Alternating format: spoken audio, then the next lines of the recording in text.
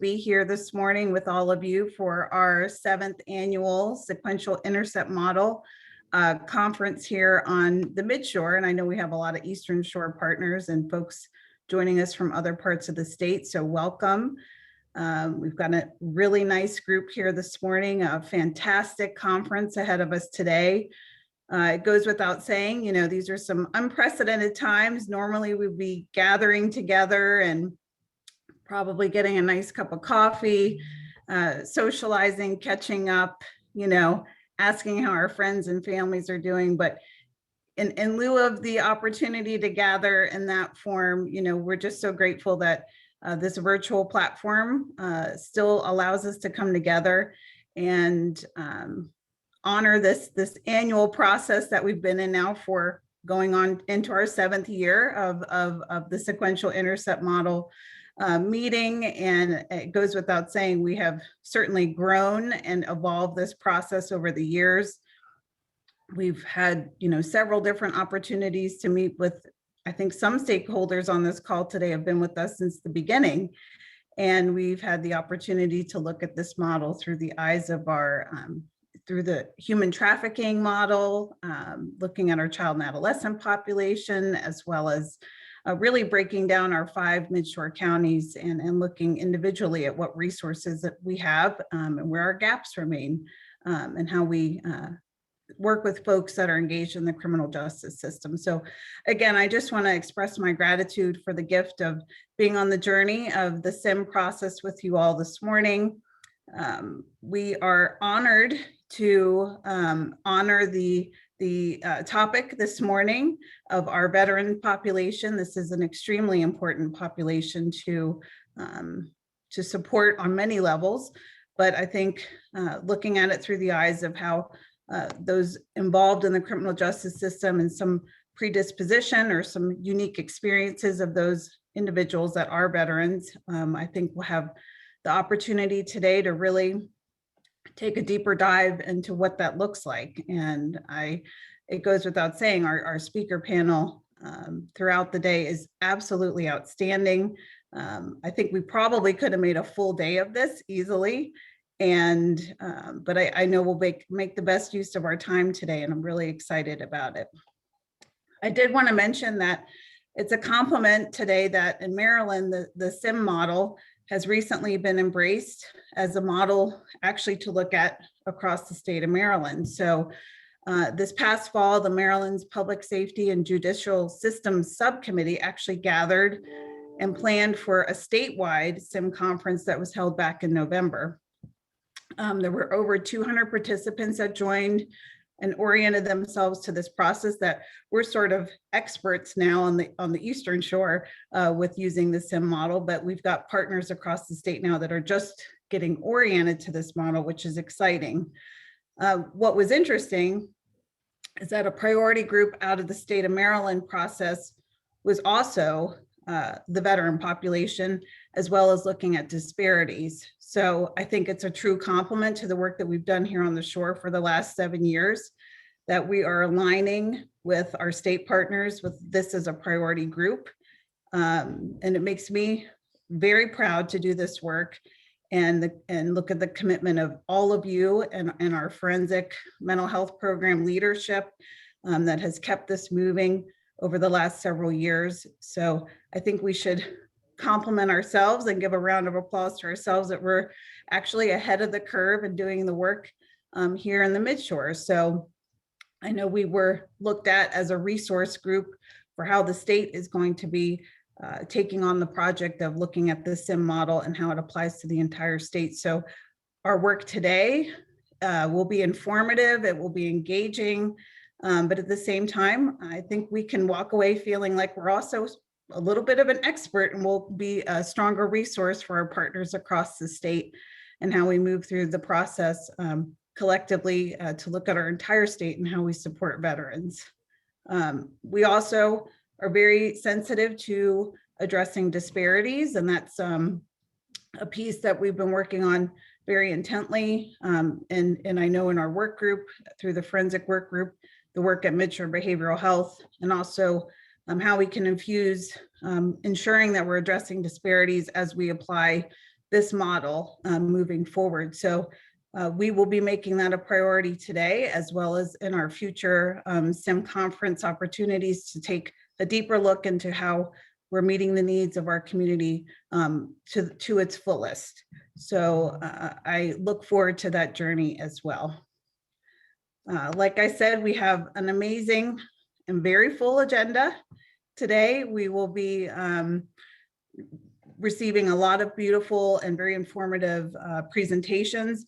And then we'll have the nice opportunity to break out a little bit later in the morning and partner together to work more intently in our intercepts as partners. So it'll be nice to walk away with a product and some goals of this group of where we go from here to make sure that we're addressing the needs of our veterans and also looking at disparities as we work with individuals engaged in the criminal justice system. So we'll be learning and working and partnering today. So just happy that you all are here. Hope that you stay for the entire conference, because I think it's very valuable, very important, and we're just looking forward to having each other together today. So with that, before I move on, I just want to give some special thanks, of course, to our speakers. We're absolutely so grateful for your willingness to be here this morning and to inform us and to lead us. But I want to give some special acknowledgement to Belinda Frankel, our forensic team, forensic mental health program manager, Akima Copper, our forensic mental health case specialist, and Jasmine Davis, who is our master social work intern working with our forensic department this year. She's also a team member at Midshore Behavioral Health, but she's wearing 2 hats, and in her intern role has been such a resource. I also want to express my gratitude to Kelly Moran, our administrative director. I know it's been organizing today, and these virtual conferences takes a village, and I know a lot of the details and behind the scenes work Kelly has supported. So thank you so much. And of course, our team members at Midshore Behavioral Health. We have a lot of folks that you'll be meeting and working with throughout the course of today. And I want to express my gratitude for the whole team.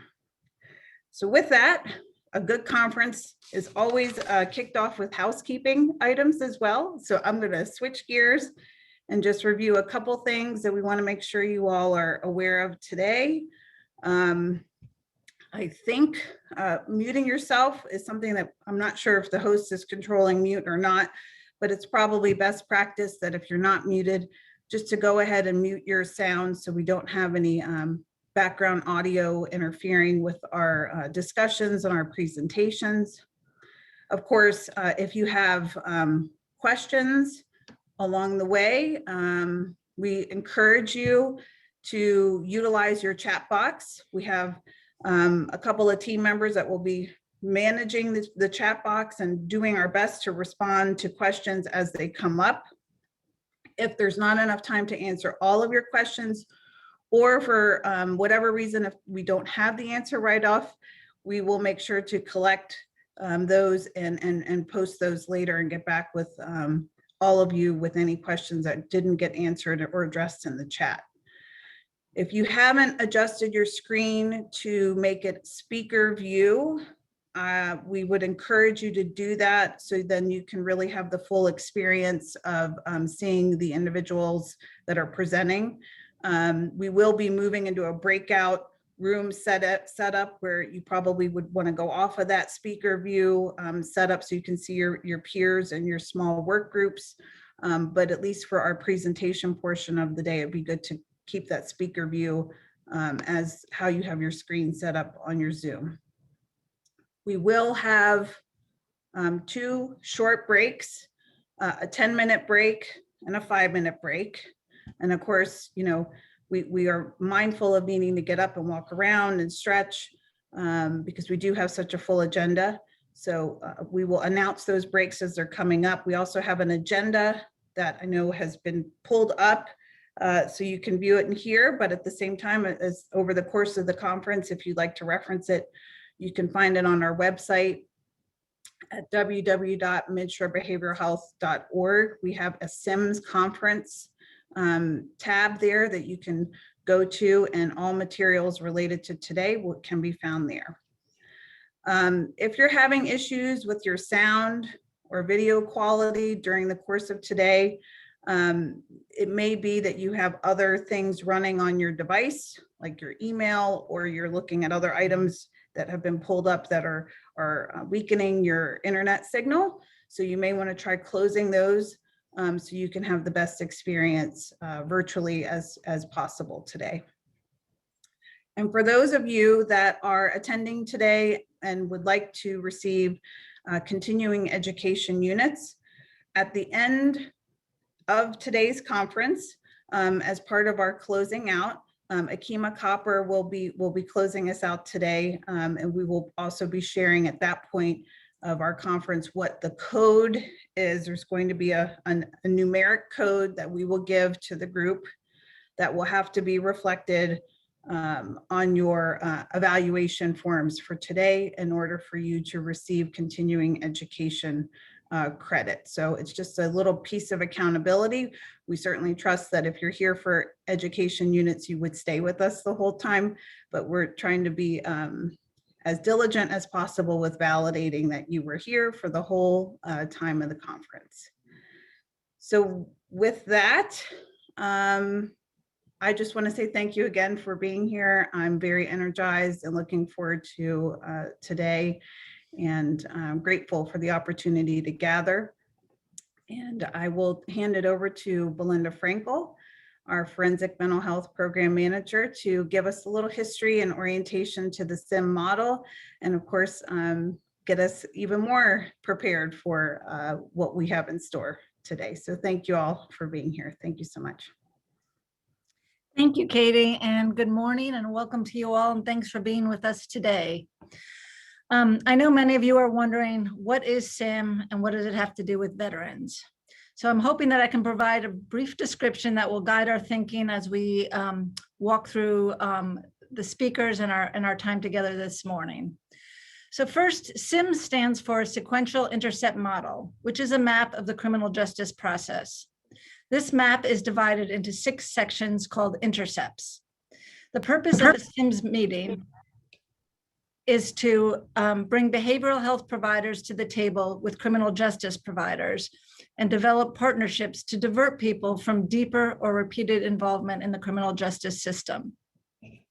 If we look at the map, we see that Intercept 0 involves opportunities to divert people into local crisis care services. It connects people with treatment or services instead of arresting or charging them with a crime. Intercept 1 involves diversion by law enforcement service providers who respond to people with mental and substance use disorders. It allows people to be diverted to treatment instead of being arrested or booked into jail. Intercept 2 involves diversion to community-based treatment during jail intake, booking, or initial hearings. Intercept 3 involves diversion to community-based services through jail or court processes after a person has been charged, detained, or incarcerated. It includes services that prevent worsening a person's illness during their incarceration. Intercept 4 involves supported re-entry back into the community after jail or prison to reduce further justice involvement of people with behavioral health disorders. And finally, Intercept 5 involves community-based criminal justice supervision with added supports for people with mental and substance use disorders to prevent violation or offenses that may result in another incarceration. Thanks, Kelly. We began working with the SIMS map 7 years ago when Midshore Behavioral Health received a grant from SAMHSA Gaines Institute to invite a broad spectrum of criminal justice and behavioral health partners to map our 5 Midshore counties, identifying what services existed and highlighting needs or gaps in services. In the last few years, we have examined a specific population and how we can best serve them when they have criminal justice involvement. 2 years ago, we focused on juveniles involved in the criminal justice system, and last year we examined people involved with human trafficking. This year, we are focused on veterans. Why veterans, and what makes a veteran different than any other person who becomes involved in the criminal justice system? First, I believe that our nation has recognized the debt and responsibility we have to help these men and women who are willing to sacrifice their lives for our democracy and for our nation's security. Second, there is a growing concern as more veterans are returning home that they have combat stress exposure, resulting in higher rates of post-traumatic stress disorder. This is especially so with veterans from Operation Iraqi Freedom and Operation Enduring Freedom, where veterans have been exposed to longer stays in combat zones or have been deployed multiple times. Third, veterans can differ from the average population in many ways.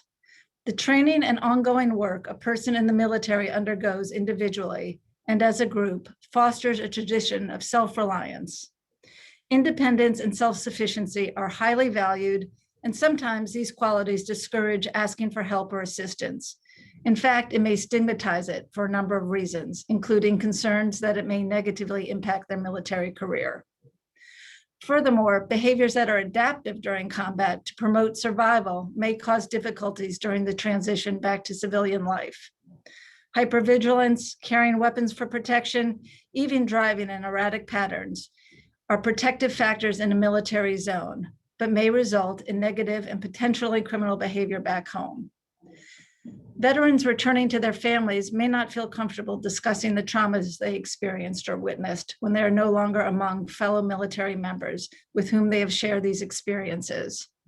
This is the basis for the mentoring program, Vets for Vets. Veterans have often moved frequently and may not have the community support and knowledge of local resources compared to their civilian counterparts. On the other hand, some journals have noted that the military culture respects authority, and a veteran may be more compliant with following treatment recommendations than your average person once they do finally engage in behavioral health services. While many veterans access VA services, a significant portion of justice-involved veterans are ineligible for VA benefits based on eligibility criteria, or they simply do not wish to utilize a VA service, and instead they rely on community-based services. Thus, there is the need for educating our community partners more thoroughly on veterans' needs and services.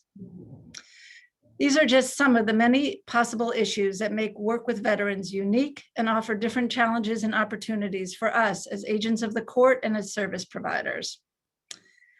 This morning, we are going to hear from 7 individuals who have dedicated themselves to working with veterans throughout their agencies or their programs.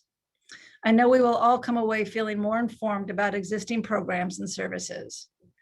Our conversation will also identify needs that we hope to address as a community to better serve our veterans. Finally, as we learn about these programs, we would like to discuss and raise awareness of disparities found in agencies and systems and begin a dialogue about how we can identify, track, and hopefully remove these disparities. Without further ado, I would like to invite Jasmine Davis to introduce our first speaker. Thank you, Belinda. So I am so honored to introduce our first presenter. I've actually had the pleasure of seeing him speak at our 8th annual Across the Lifespan conference, and I was truly amazed by the entire presentation. I learned so much, and I'm confident this morning you all will too. Our first presenter is Mr. David Galloway. David Galloway served in the United States Marine Corps from 2003 to 2007 as an infantry machine gun squad leader. During his enlistment, he was deployed to Iraq in support of Operation Iraqi Freedom 2 times. And after leaving the Corps, David enrolled at the University of Maryland College Park, where he attained his Bachelor of Science degree in criminal justice. David now serves as the Education and Outreach Lead and the Western Maryland Regional Resource Coordinator for Maryland's commitment to veterans. Drawing on his experience working with veterans and personal experience to educate the community and veterans on veterans' behavioral health. His duties include connecting fellow veterans, family members, and community providers to appropriate resources both inside the federal VA system and the community. So without further ado, Mr. David Galloway. Thank you, Jasmine. You're welcome. That is a lot. So basically, Jasmine, once you stop sharing yours, I can share mine. It won't let me yet.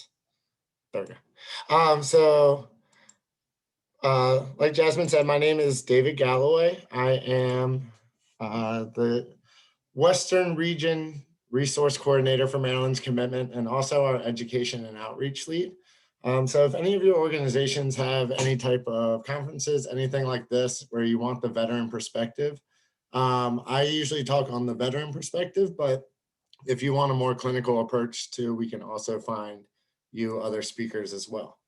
So I'm going to try to skip through this real fast, but the basics about Maryland's commitment to veterans is that we work under the Department of Health for Maryland, and we have a 1877 number that can be reached 24/7. So if you ever have a veteran coming through your door, a veteran friend, if you are a veteran, any veteran or family member that you are working with, if they need anything, please contact us. And I will also throw my information into the chat box when I'm done.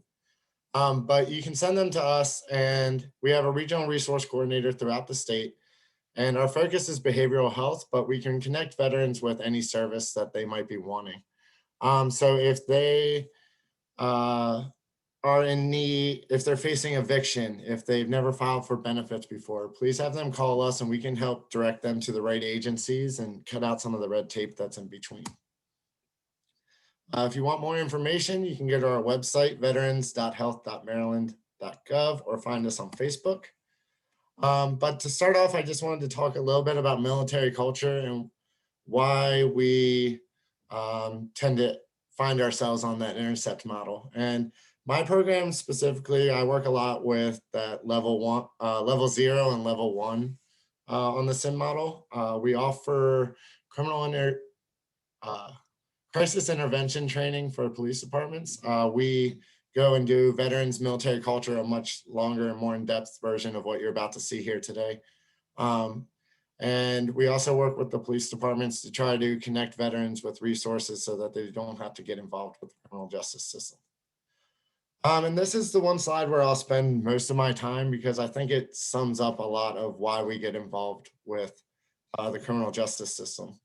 Like was said earlier, a lot of the things that are drilled into us in the military and just not necessarily beaten into us, but pretty damn close to it, are the things that make us good at being Marines and make us who we are. But then when we get out of the service, it's also reasons why we have trouble reaching out for help, why we have trouble continuing help.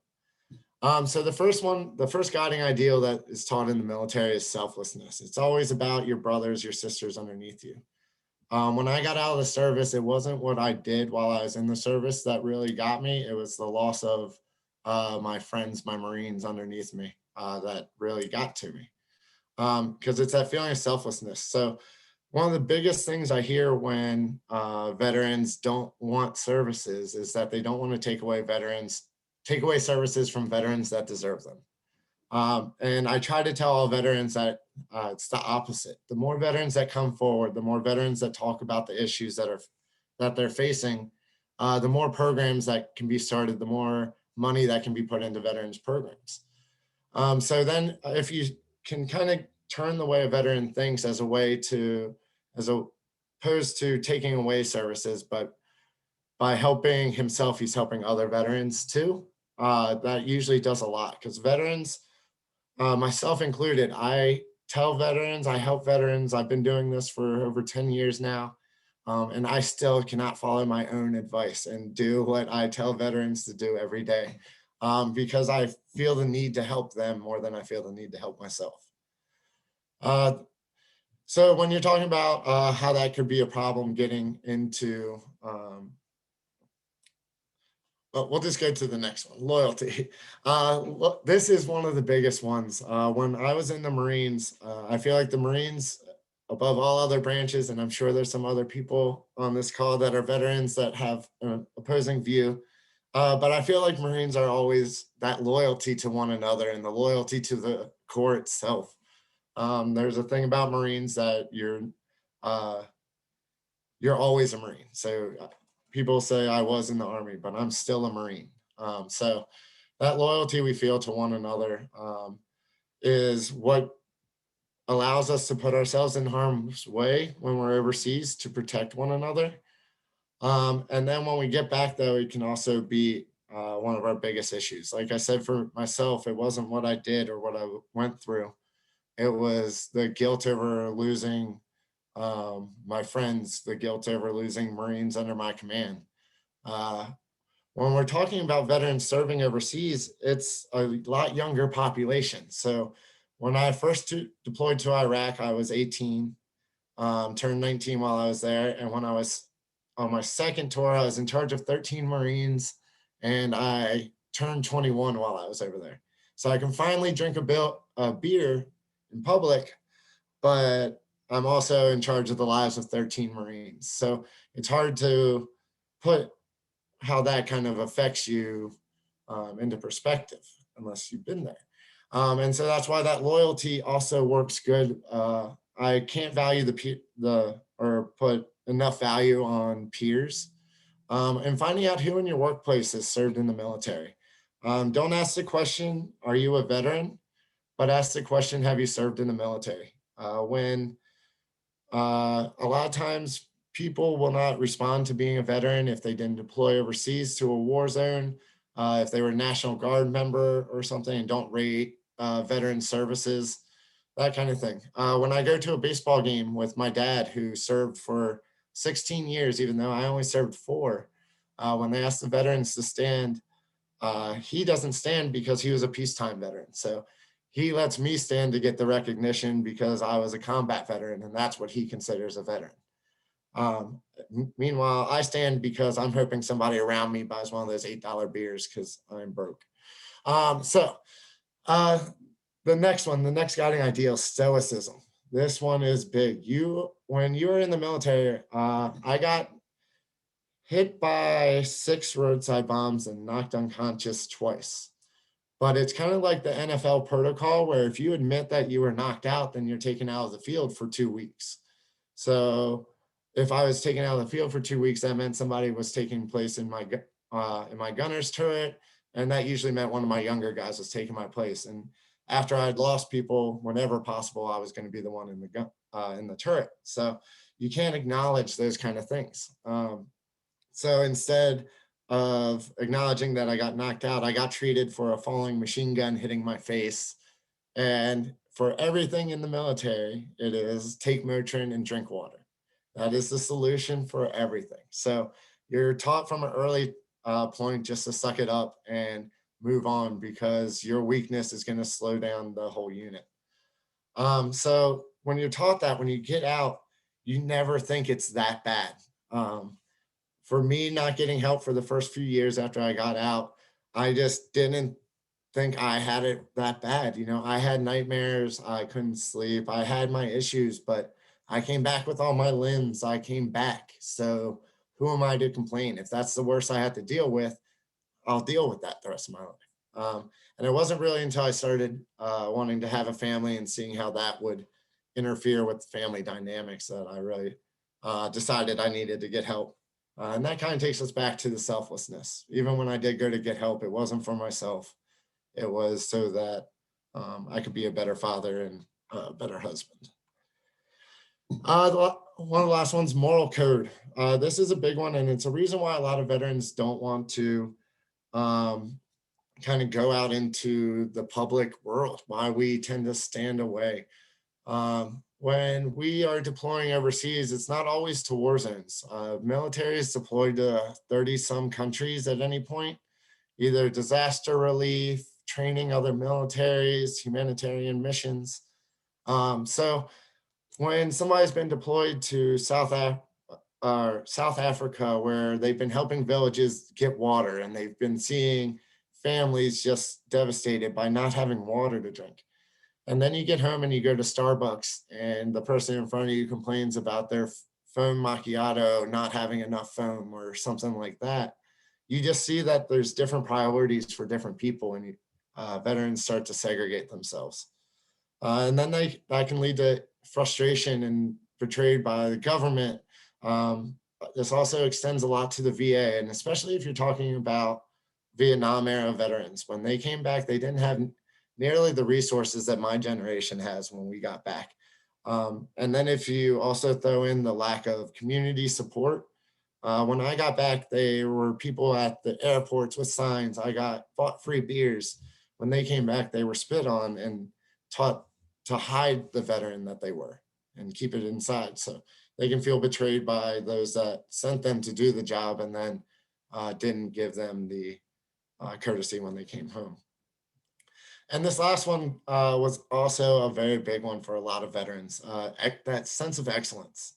I grew up in Ocean City, Maryland, and not many people leave, let alone leave for the military, because most of them make more in a summer than I do in a year. But when I left, there was a big moment coming back where I just felt on top of the world. I was this badass Marine infantry that had been to war and come back. And, you know, they put me up on this pedestal. So it was really hard to kind of admit that I had nightmares and admit that things weren't all the same. My brain didn't work the way it did before I deployed. And just all the things that were racing through my head that I couldn't tell anybody about, because I didn't want them to think any less of me. So it was hard to really admit that even though I'm up on this pedestal, that even something like as little as nightmares can be enough to disappoint us. So when we talk about veterans and getting out of the service, this is one of the hardest times for vets. When we are in the military, we are counting down the days until we get out. And then as soon as we get out, it's like we start counting the days since we've been out and missing it and more. And we see that the civilian world wasn't what we dreamt it was the whole time we were in the military. So some veterans are able to adapt over and make that transition well, but a lot of veterans struggle at this time. If you're working with college age students and veterans especially, that is a route that a lot of veterans take because it gives them the GI Bill money to give them the opportunity to figure out what they want to do again now that they're out. Others that have been in for longer tend to use their military service as a background to get in to the employment field. But some of those challenges really, the lack of regimented routines. When I got out, I haven't ran for fun since I got out of the military. Nobody is going to make me run. There's no joy in it for me, but I had to do it while I was in the military. So when I got out, I didn't have to wake up. I didn't have to go running every day. I didn't have to wait to drink every day either, which becomes an issue. And that lack of order and command, I didn't have to be anywhere. I had to be at classes, but I went to school at University of Maryland where there were sometimes 300 people in a classroom. So if I didn't show up, nobody noticed. I made it and got my degree without ever talking to a teacher face-to-face, without ever having to talk to an advisor, because I was that veteran that didn't know what he wanted to do. So he went back to school, and with everything I tried to take on my own, I just stayed separated from everybody while I was at school. So without that order and command, it's easy for veterans just to kind of slip back into bad routines. For me, if I didn't have to go to class, that meant I could start drinking early. And once I got out, after being knocked out a couple times, I had problems with memory and issues, but I didn't recognize it for what it was at the time. I just figured the Marines had to dumb me down a little bit to get me to run toward bullets. But I had a lot of problems with memory. And once I got into school, I started drinking to remember the guys I had lost, because I didn't want them slipping out of memory. I had lost them, so it was my kind of burden to remember them too. So I would drink to help me remember. And then I'd reach a point where I had to start drinking to help me forget so that I could go back to sleep. And it really became a downward spiral because I didn't have that command. I didn't have that routine. I didn't get into anything.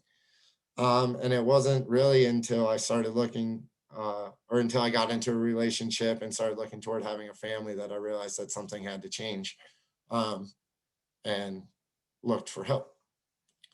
So when you throw that into the civilian world, and then I applied, even with a college degree, like she said, I got my college degree in criminal justice because I felt like that was the only thing where infantry and being an expert marksman might help me down the line. But as well, with the drinking, when the drinking stopped, then I started smoking weed because weed helped me go to sleep, but I also didn't want to go to class or anything like that. So I lived by the mottos, C's get degrees, and went through school. But I got a degree in criminal justice after self-medicating through college. So it kind of became a null and void degree because I can never get past that damn lie detector test about how many times I smoked. Like many veterans out there, I was struggling to figure out a job I could get with an infantry background. And a lot of veterans aren't able to talk about their service like I am and things like that. So it can really be a struggle. But I applied to be a train conductor, postal worker, amusement park ride inspector, nothing I was really cut out for and nothing I even got callbacks for. So that can be really frustrating for a veteran getting out. And when that happens, a lot of veterans go down that rabbit hole and they start drinking or using drugs or turning to crime and other things, or turning to crime to support the drugs and alcohol. And that's really when, if we can get them connected to the resources at that first stage, at that 0 and 1 stage where veterans are starting to go down that rabbit hole, that's really when we can kind of prevent them from getting into the criminal justice system. Because if they're having trouble with employment, there's resources for that. If they just don't have money coming in, or their disability, you have to file for disability compensation so that you get that money coming towards you. A lot of veterans don't do that, and it's money that could be coming to them, as well as free medical care. So we really just need to make sure that veterans know the resources are out there. When they come to you, if you're not sure what resources are available for a veteran, please remember my program and call us. We will just talk to the veteran, figure out when they served. There's too many if, ands, or buts when you talk about veterans programs to tell you like these veterans are eligible for these services. There is no wrong door for us. So even if they are a dishonorable discharge, if they only served a week and then got out, we will work with everybody. It does vary what services they're going to be eligible for, but we will connect them with whatever we can.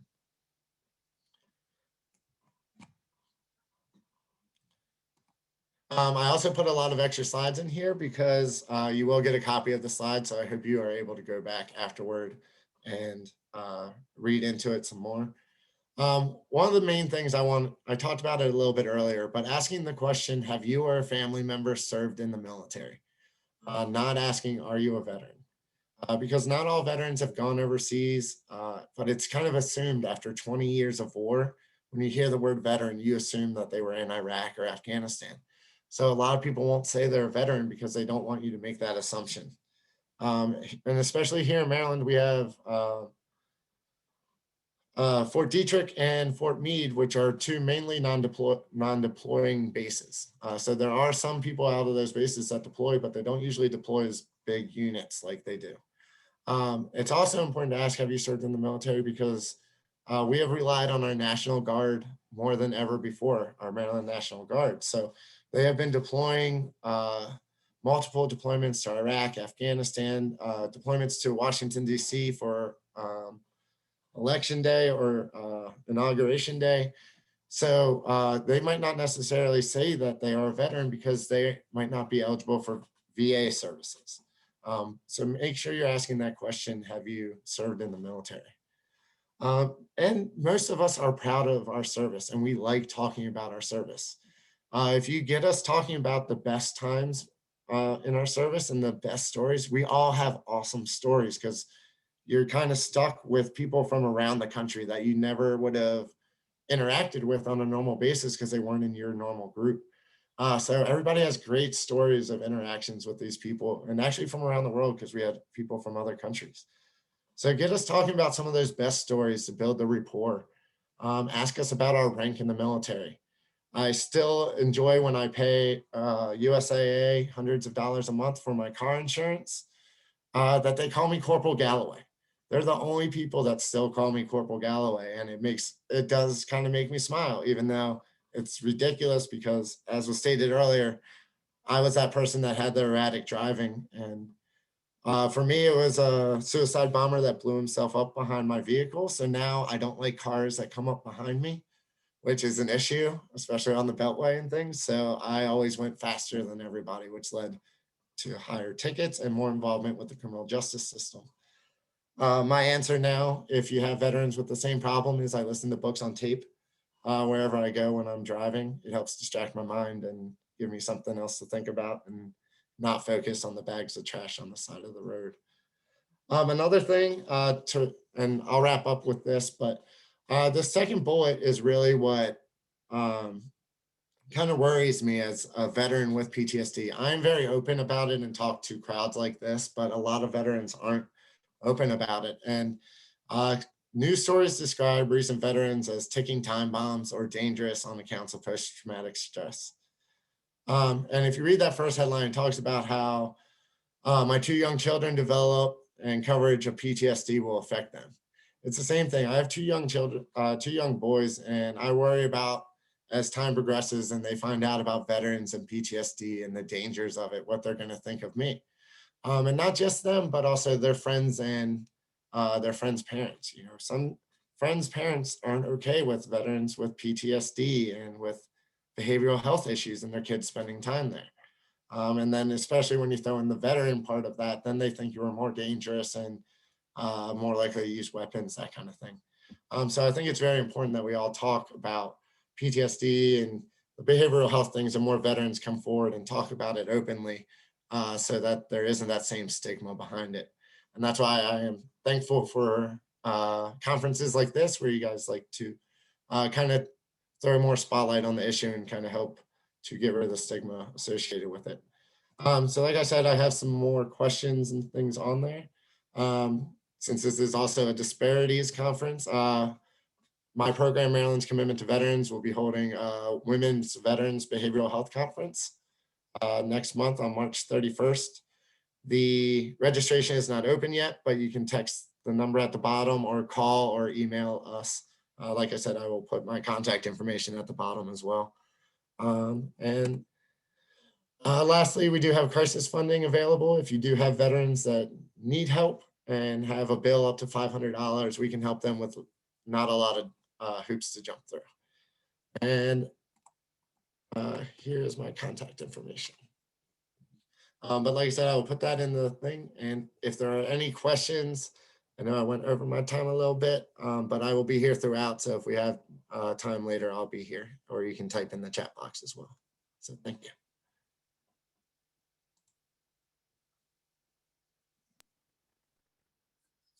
Thank you so much, David, for that incredible presentation. I feel like every time I learn something new from you, and thank you for educating us on the military culture and what you all do at Maryland's Commitment to Veterans, and just for sharing your story with us. I'm very grateful for your presence today. So we're going to move on to our next speaker, Mrs. Coles. And Lisa Coles is the supervisory social worker for the Healthcare for Homeless Veterans program at the Baltimore VA Medical Center. Mrs. Coles began her tenure at the VA in 2006 as an outreach worker, advocating for street homeless veterans and connecting them to VA healthcare. Currently, she serves as a subject matter expert in homeless services and resources, supervises all homeless programming to include the Veterans Justice programs. Mrs. Nichols began her civilian federal service working with active duty military at Walter Reed Army Medical Center as a psychiatric social worker in 2004. She has since dedicated her professional career to serving the most vulnerable veterans in the Veterans Health Administration. Mrs. Coles is passionate about identifying and dismantling barriers to veterans achieving stable, permanent housing and access to care for issues contributing to their homelessness. Mrs. Coles has recently been recognized for assisting with getting veterans in VA shelters vaccinated for COVID-19 and volunteering to assist with COVID vaccination initiatives of the elderly and immunocompromised veterans during the CDC second phase of the vaccine rollout. Mrs. Nichols is a graduate at the University of Maryland School of Social Work and University of Maryland, Baltimore County. She enjoys watching romantic comedies and running 5Ks with her husband, Eric. Pre-pandemic, Mrs. Coles was an avid contributor and participant in Habitat for Humanity builds in South and Central America and the Caribbean. And fun fact, she has 15 veteran family members, including both of her parents, as well as her brother. So I am introducing Mrs. Lisa Coles. Thank you for being with us today. Hello, thank you. So I am, I'm trying to see if y'all have my slides. So I'm gonna start, Lisa, it's Kelly, and yes, I'm getting your slides up now. okay. Yes, give me a minute.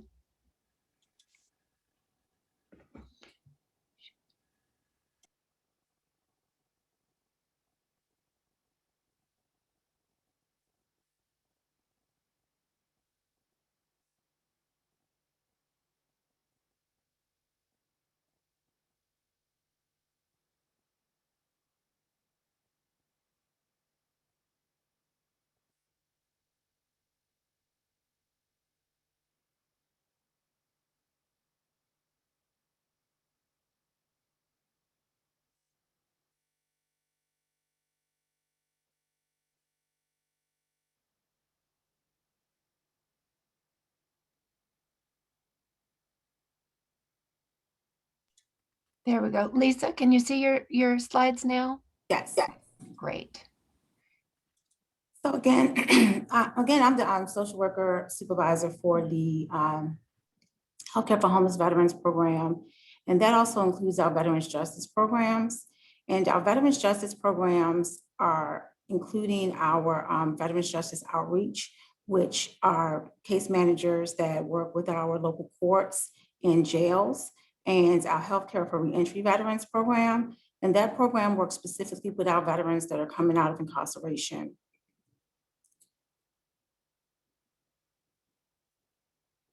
Next slide. The VA has been working since 2006 with trying to make a nationwide effort to ensure the veterans that are justice involved and at risk of homeless and have substance use and mental health disorders, that they're able to access VA healthcare, and that hopefully our community partners will give them certain consideration as veterans, as the previous speaker spoke about, with the kind of mental health and substance use that happens with veterans that are coming out of wartime, zones and areas, that we are trying to address their mental health and their substance use disorders and not make it a punitive action. So we have been successful in first starting with the reentry initiative. So the Veterans Justice Program originally started with us working with veterans coming out of incarceration who were at risk of homelessness. And again, that started back in 2006. For the VA, our catchment area includes the entire shore area, but also the Baltimore metropolitan areas. And we were specifically working with ECI and some other jails in the Jessup area, and the other ones were in the DC catchment area. But working with our outreach workers going out into the jails and identifying veterans, and starting an initiative where all of our justice partners would devise a mechanism to identify who veterans were. So that took some years for us to be able to do. But again, it started with us being able to address veterans who had been incarcerated for significant periods of time and working with them pre-release to assure that they were enrolled in VA healthcare services, but also able to come out of incarceration, not be homeless, and get the things that they need to reintegrate into society functionally.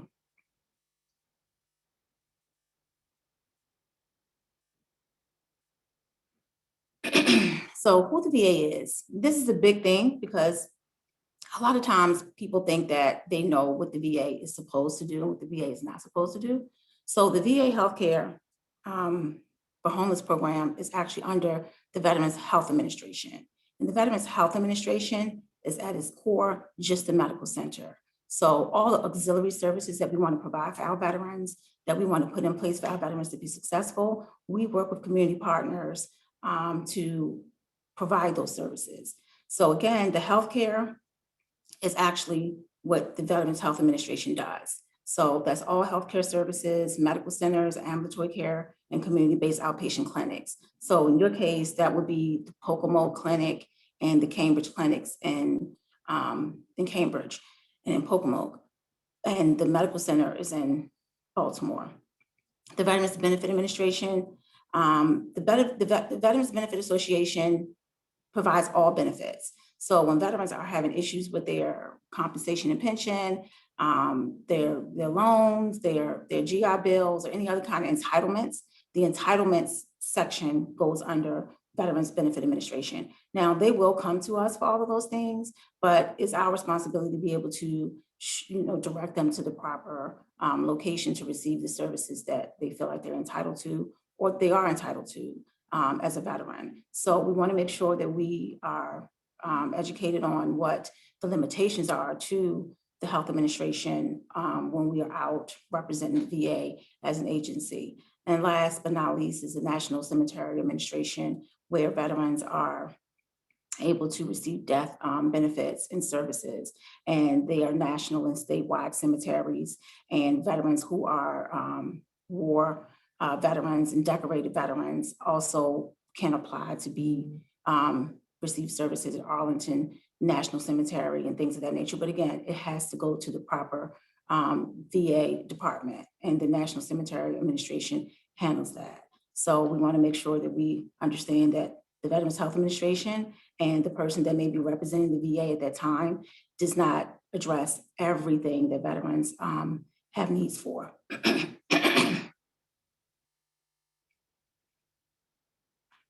Justice-involved veterans, and what's a justice-involved veteran?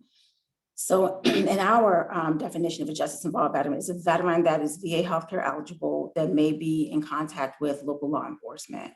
So again, we work with our local jails and our catchment areas to identify veterans who can be diverted from detainment for a mental health or substance use treatment. Veterans in our local jails or pretrial, veterans that are in our specialty courts. We've had veterans that are actually participating in certain drug treatment courts that could be in the veterans treatment courts, and veterans that are being adjudicated or monitored by a court. So if they're on probation or I was going to say parole, but we can't do parolees, but we can do veterans that are on probation if they have already been sentenced to some kind of treatment, that we can obtain that treatment for them and work with parole and probation to have them satisfy that that part of their probation requirement.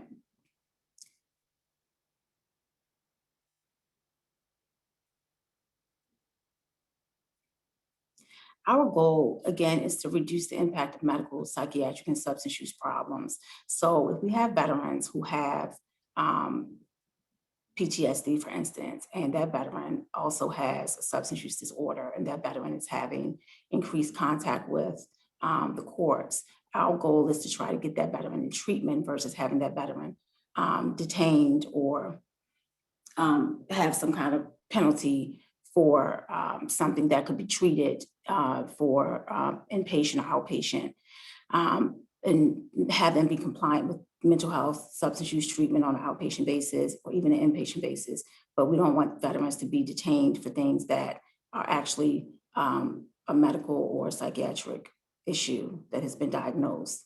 If they haven't been diagnosed, we want to get them into treatment and have them be able to divert detainment by receiving that treatment. Our goal also is to have veterans improve overall physical and mental status. And what that is that we would like veterans, a lot of times veterans don't know that they can engage in treatment. They don't know that they have a treatment option. And our goal is to offer them those options. Veterans do have the right to refuse treatment. So we work with the courts to come up with a diversion plan. And that diversion plan is a treatment plan, but the veteran has to agree to it. The VA is not a reporting agency. We cannot report, but we can provide treatment and treatment updates. So the veteran does have to participate in that diversion treatment plan. And they also have a right to deny that and refuse that.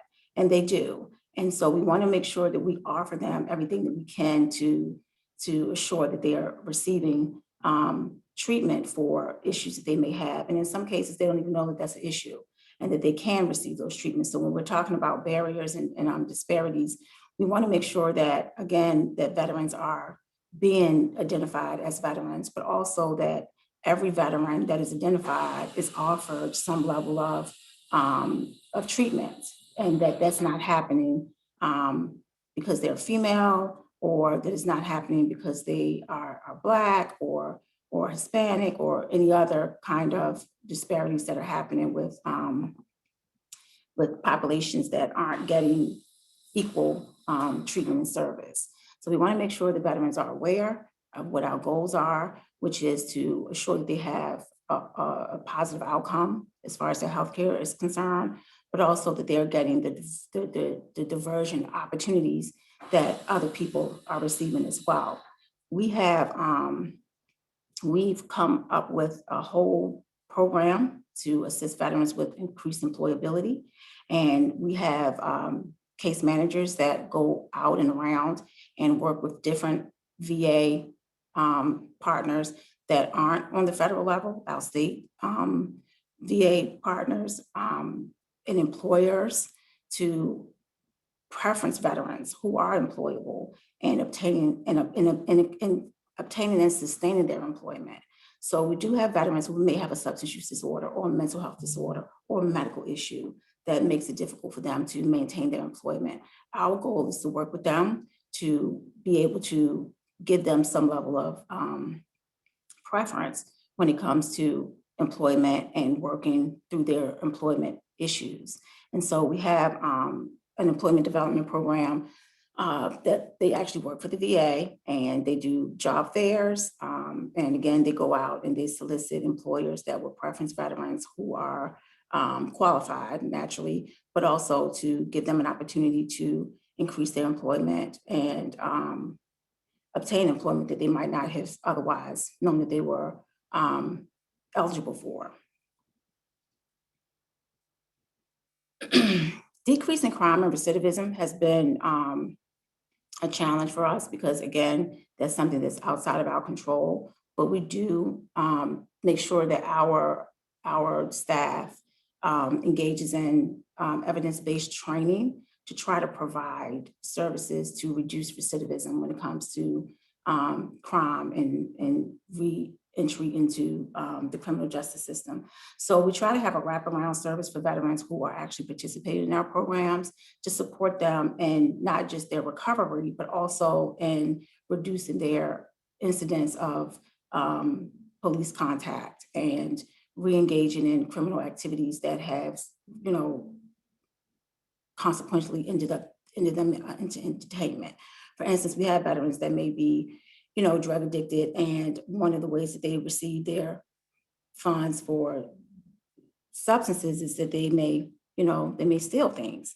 And so we're trying to deal with the substance use issue, but we're also trying to deal with the criminal behavior as well, and how that increased criminal contact also affects their overall ability to not just obtain employment, but obtain housing. Because if you have a criminal background, we found that with trying to house veterans, they have a higher chance of being discriminated against and not being able to obtain stable, affordable housing because of their criminal record. And even though that criminal record may be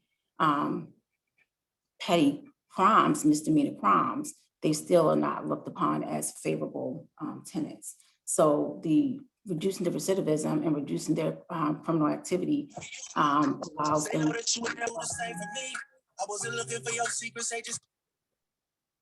them to also be able to have better outcomes when it comes to housing as well.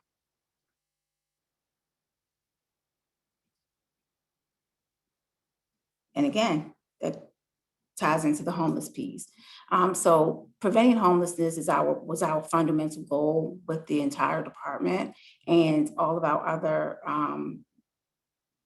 components are for that overall goal. It's everything that we do ties into the veteran actually being homeless, preventing homelessness, giving them the supports that they need to maintain their housing, homeless prevention. So we have a lot of partners now from when I started that has come along to help us to, address preventing homelessness amongst our veteran population. But again, our overall goal is to support the veteran in not becoming homeless, but also veterans coming out of incarceration or veterans that are actually in our local jails and detention centers receiving our services as well, so that, you know, we can tie them into everything, employment as well as treatment, that all of that contributes to their prevention of homelessness.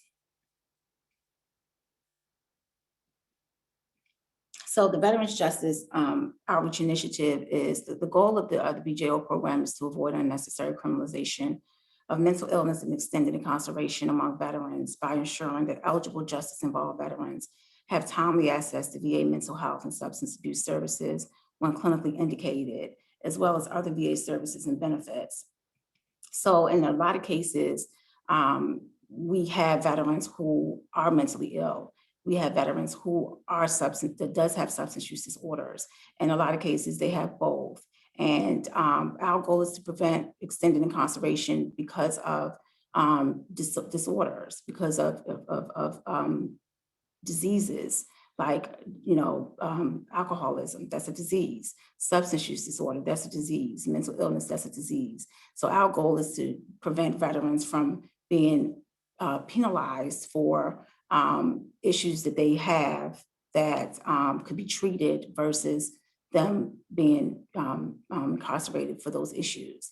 And if we are able to have that timely access to care and veterans' participation in that care, our goal is to be able to get them engaged in services that hopefully will benefit them to the point where they are no longer involved in justice, in the justice system, in the criminal justice system.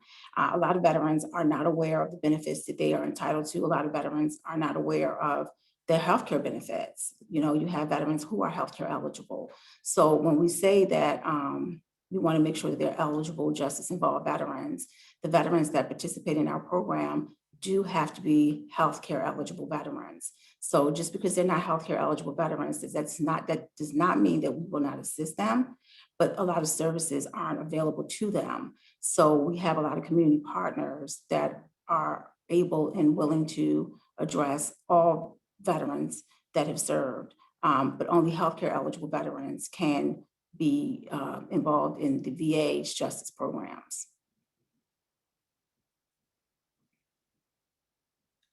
So our outreach providers, we pretty much try to go out to the local jails in our catchment area. So we have Baltimore City, we have Anne Arundel County, we have the Dorchester County area, and where we have treatment courts, Baltimore County, and we have our Veterans Justice Outreach workers. They go into the local jails and try to get them to identify veterans. And if they can identify veterans and they make those referrals to us, our goal is to make contact with those veterans, assure they're enrolled. So for instance, we started with the informal relationship with Baltimore County back in 2006, where we were going in and just asking them to identify veterans. And then we would have one of our social workers go in, one of our outreach workers would go in, and they would just fill out the enrollment forms. And they would come back and they would see out of those individuals that filled out the forms, who was actually a VA healthcare eligible veteran. And from there, we would assure that we stayed in contact with that person weekly and until they were released. And then we would have them released to one of the homeless programs for treatment. We would work with parole and probation and try to tie that person into services before that person was even released from incarceration.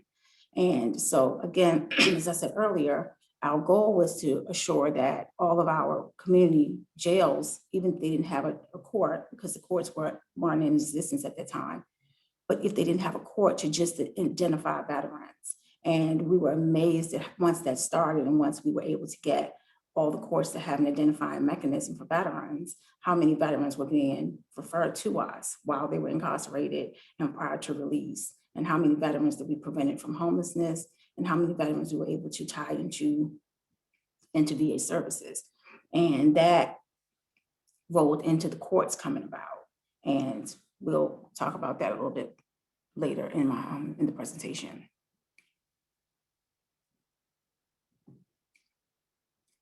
The healthcare reentry vision: veterans released from prison will have a successful reentry into their neighborhoods, strengthen their families and communities, and achieve an optimal level of psychosocial functioning. What we found about our reentry veterans was a lot of veterans that were incarcerated, had been incarcerated for a significant period of time, had been wartime era veterans, veterans who had served in our Vietnam era, veterans who weren't diagnosed with PTSD, didn't have the ability to receive outpatient mental health and substance abuse treatment. And in turn, they did have difficulties maintaining themselves in the community. They had increased police contact, and unfortunately, they were detained and penalized for issues that were related to their diseases.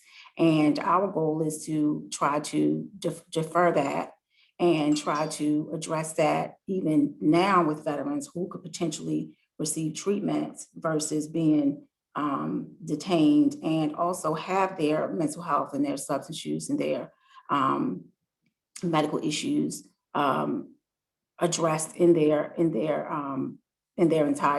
criminal transcript. So we want to make sure that veterans that are released from incarceration are able to receive treatment that they didn't get before, or that they receive contact with the VA for benefits and for services prior to them being released, so that they can re-enter society, be functional, gain employment, vocational skills training, and be reunited with their families and their communities.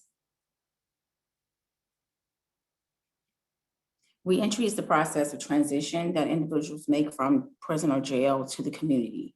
VA reentry plan and assistance is supplemental to, but not replacing, correctional reentry planning processes.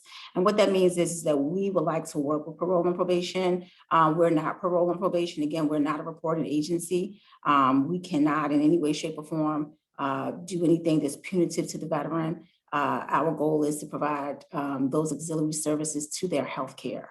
So we are willing to work with parole and probation. They are willing to work with us to assist the veteran in re-entering without being homeless and without having any kind of gaps in their services as far as their medical, mental health, and substance use treatment.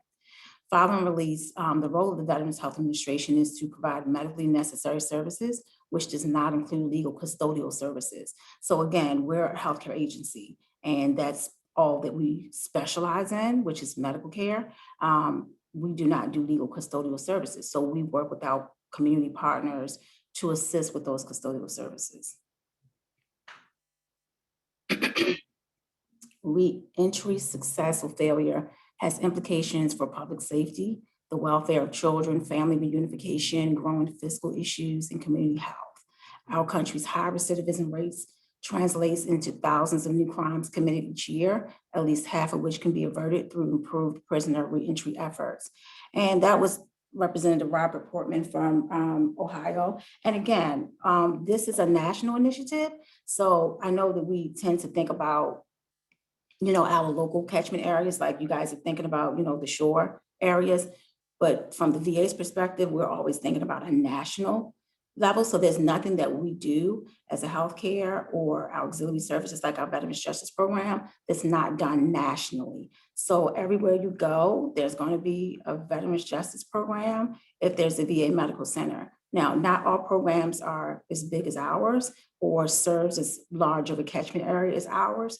So they have this saying that, if you've been to one VA, you've been to one VA. So every VA operates differently, but these are national services that veterans across the nation, at every VA administration that they actually present to, that they actually have an opportunity to engage in some level of a veterans justice programming. A critical part of the healthcare reentry veterans program is providing information to veterans while they're incarcerated, so they may plan for reentry themselves. So again, what we do is we have our veterans go out, our outreach workers go out to the local prisons and jails in our catchment areas. And a lot of times what happens is the veterans actually will reach out to us. So we'll have for instance, ECI, Eastern Correctional Institution, they'll contact us and say, okay, we have this veteran and he's coming up on, a year prior or 9 months before he's going to be released. So we come out, we make sure that he's healthcare eligible, and we start working with him that entire 9 months until he's released to identify what his needs are and try to have those needs addressed prior to him being released from incarceration. But we also try to have the veterans work on things themselves, family reunification. If there's not a homeless issue, that's fine, but it may be a matter of them, having benefits that were suspended while they were incarcerated. So we can work on trying to get those things reinstituted so that they don't have, a long period of them not having benefits, them not having finances. They may have, for instance, we have a lot of veterans that are coming out of incarceration that may have a sex offense and they can't go back to where they used to live. So now we have to do a housing plan for them. And, that may be in another county. So now we have to work with parole and probation to absorb that particular veteran. So we want to make sure that we're not just working with the veterans, like we can't just do everything for them. It's a partnership. So in every situation, we have to make sure that the veteran is willing, compliant, and that they're agreeable to receive the services that we have that we can provide for them.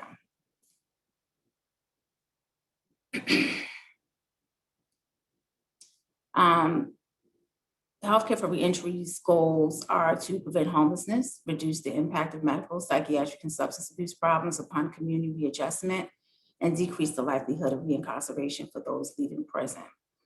HCRV services include outreach and pre-release assessments and services. So that's what I was referring to when I say that we go in and we have them fill out the eligibility paperwork while they're detained. Referrals and linkages to medical, psychiatric, and social services, including employment services. So in the event that veteran is not a healthcare eligible veteran, we try to have them referred and linked to programs and services prior to them being detained, so that just because they can't receive services from the VA Healthcare Administration, they can potentially receive state benefits and be linked to state services that can support them.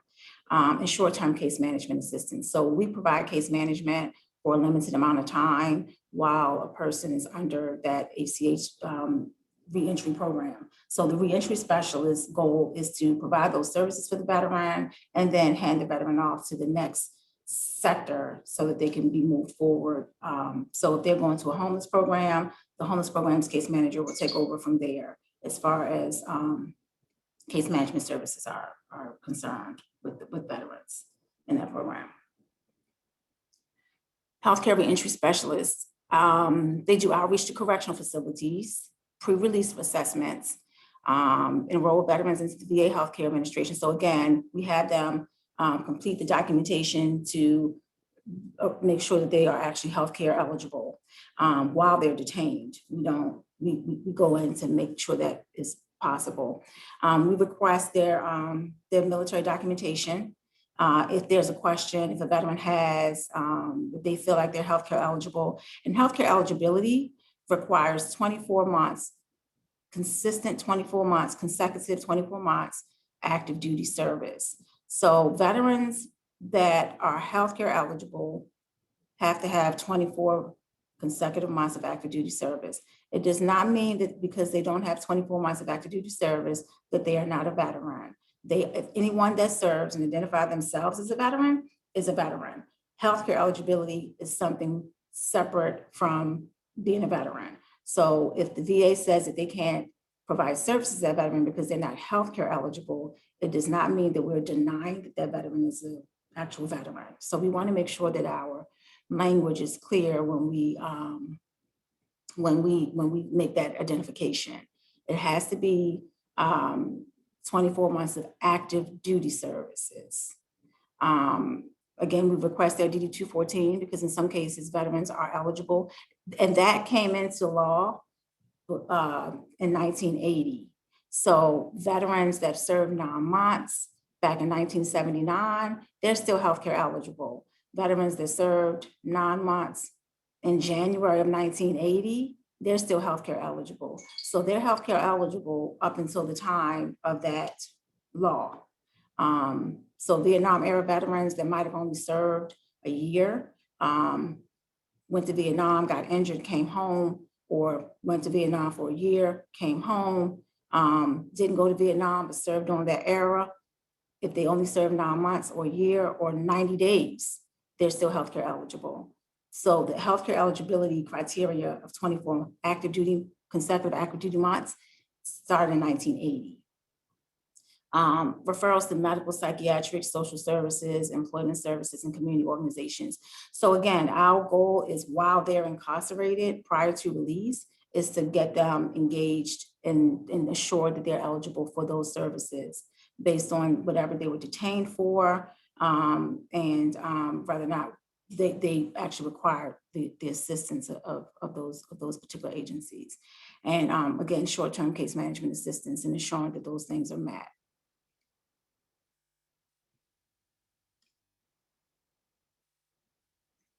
So I have some questions in the chat. So let me try to answer as many of them as possible. Am I good on time?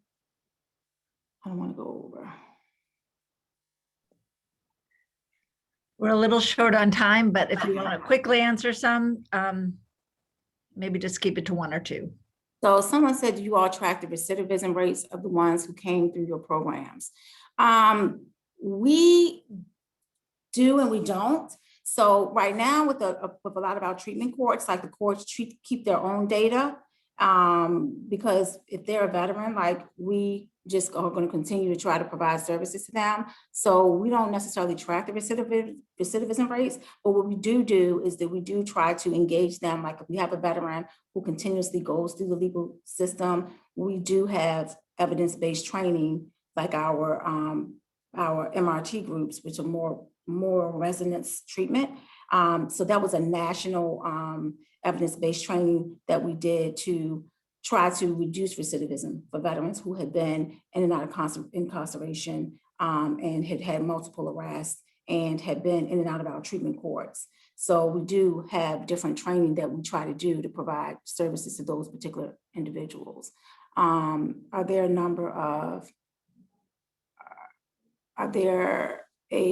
There are a number of different housing programs from HUD-VASH vouchers to the VA to deposit assistance to local.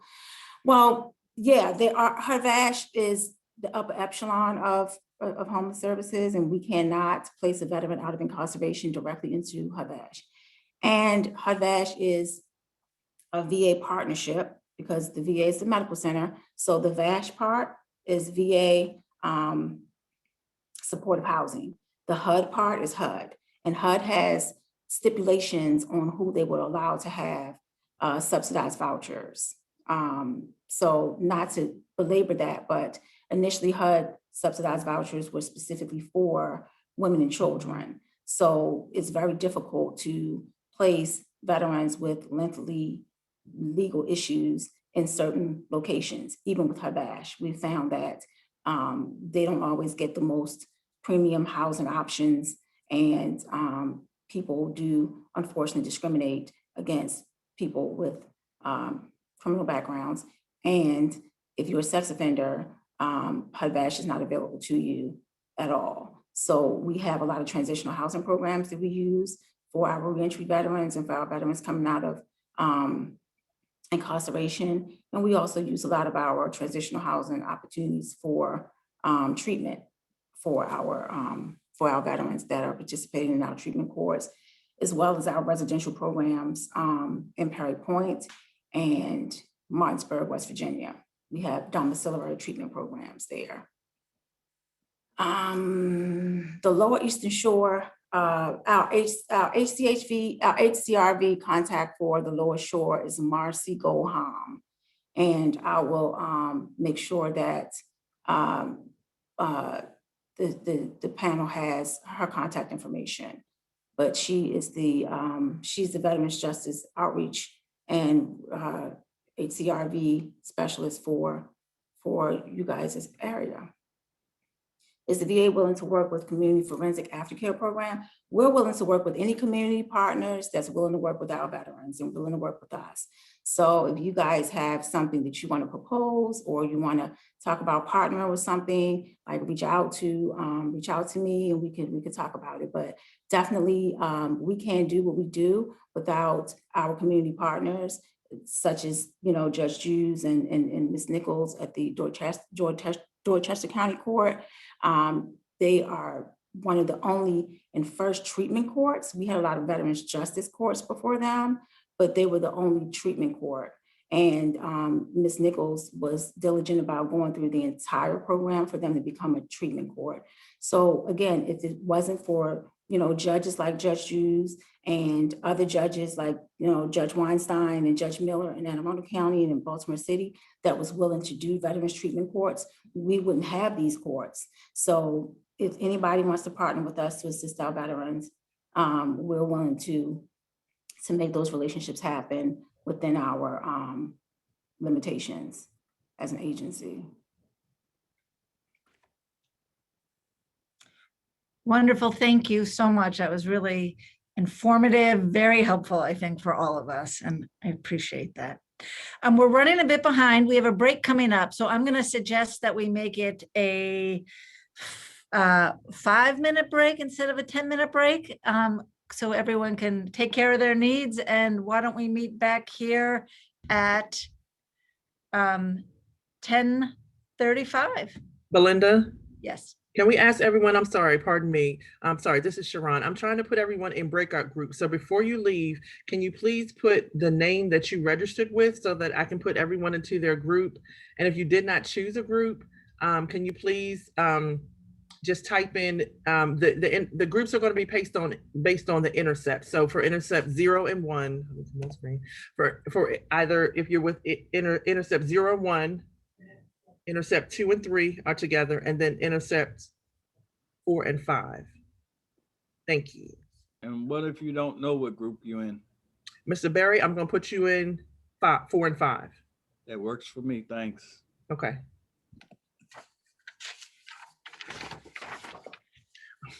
Thank you, Belinda. Sorry.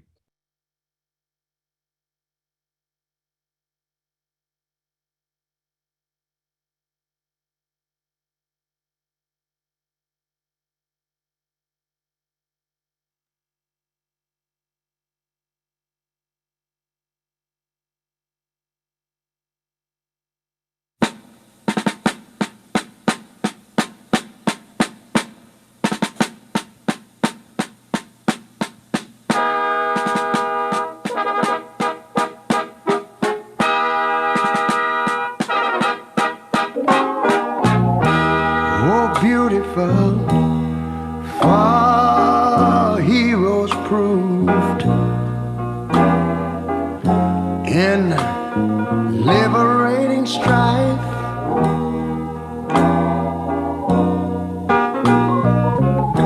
who more than self their country loved,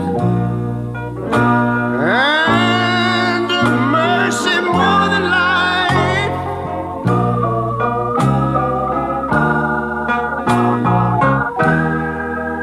America, America, make God thy gold refine, till all success be nobleness, and ever again divine. And you know, when I was in school, we used to sing something like this. Listen here. Oh, beautiful, far spacious skies, far amber waves of grain,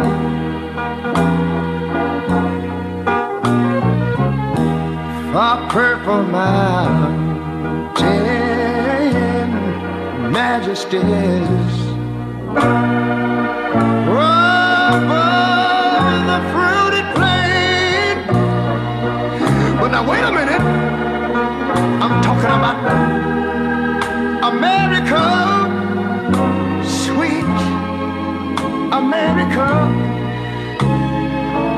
You know, God done shed his grace on thee. He crowned our good. Yes, he did. Heavy brotherhood from sea to shining sea. You know, I wish I had somebody to help me sing this. America, I love you, America. You see, my God, he done shed his grace on thee. And you ought to love him for it, because he crowned our good. He told me he would. Every brotherhood from sea to shining sea. Oh Lord, I thank you, Lord.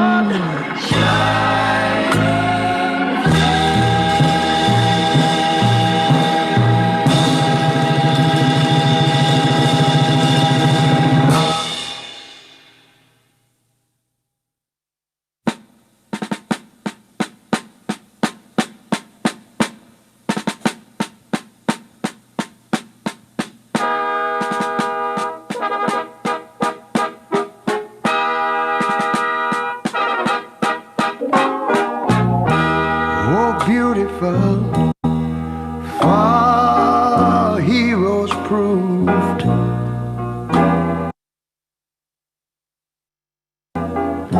In liberating strife,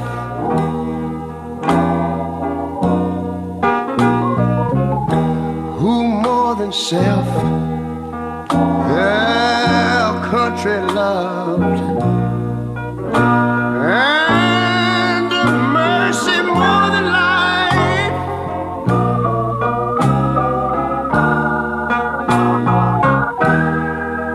America, America, make God thy gold refined, till all success be nobleness, and every gain divine. And you know, when I was in school, we used to sing it something like this. Listen here. Oh, beautiful, far.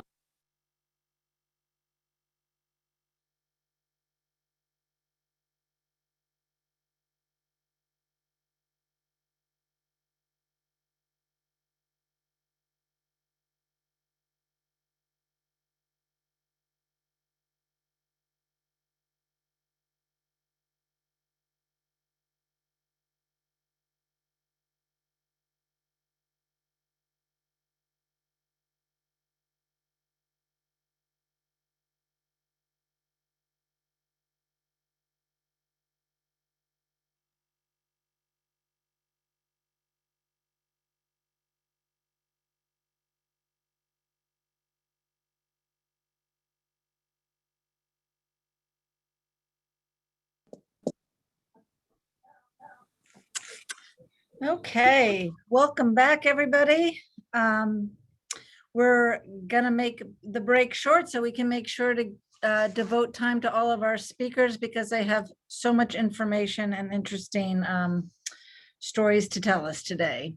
So it is my distinct privilege to introduce the next two speakers, the Honorable Melvin Jews, the Dorchester County District Court Judge, and Miss Latasha Nichols, who is the problem-solving court coordinator for Dorchester County District Court Adult Drug Court, as well as a regional veterans treatment court. Judge Jews is a local legend, as most of you know. He was born and raised in Cambridge, Maryland, is a Cambridge South Dorchester High School graduate, and obtained both his undergraduate degree and law degree from the University of Maryland. He and his wife, who is also a lawyer, have raised 4 children in our community. Judge Jews is the first African-American judge appointed to the bench in Dorchester County and the second African-American judge appointed on the Eastern Shore of Maryland. He previously worked as an attorney for legal aid, Baltimore City State's Attorney's Office, Baltimore City Law Department, and as a private attorney. Judge Jews is a member of the Equal Justice Committee, the Legislative Committee, and the Alternative Dispute Resolution Committee. He created the first regional Veterans Treatment Court in the state of Maryland and serves on the board of the Midshore Community Mediation. Latasha Nichols holds a master's degree of science in public administration and a bachelor's of science degree in criminal justice. She has worked closely with Judge Jews and is responsible for the research, design, and implementation of the Regional Veterans Treatment Program in Maryland. Ms. Nichols has held many positions in the courts. She is currently the coordinator for the Adult Drug Court Program, as well as the coordinator for the Regional Veterans Court Program. Previously, she worked with the Adult Drug and Mental Health Court Coordinator for Prince George's County and for the Dorchester County Circuit Court Juvenile Drug Court Program. Ms. Nichols is a graduate and certified instructor for the National Center for State Courts Institute for Court Management, and she helped develop and teaches the Maryland Problem-Solving Courts Case Management Curriculum. Additionally, Ms. Nichols serves as faculty for the National Association of Drug Court Professionals. Ms. Nichols has earned numerous certifications, awards, and citations, including Justice for Vets, a Veteran Treatment Court Planning Initiative certification. Today, we are going to hear them speak about the Regional Veterans Court Program they developed. Your Honor, Ms. Nichols, the floor is yours. Good morning, Ms. Nichols. This is Kelly Moran. I just pulled up your bio on the screen. It was not present while Belinda was reading your bio, but I just wanted to make sure that everybody knew it is a part of our presentation and will be shared on our website along with all the other materials. And Ms. Nichols, I will now go ahead and pull up your PowerPoint. Thank you.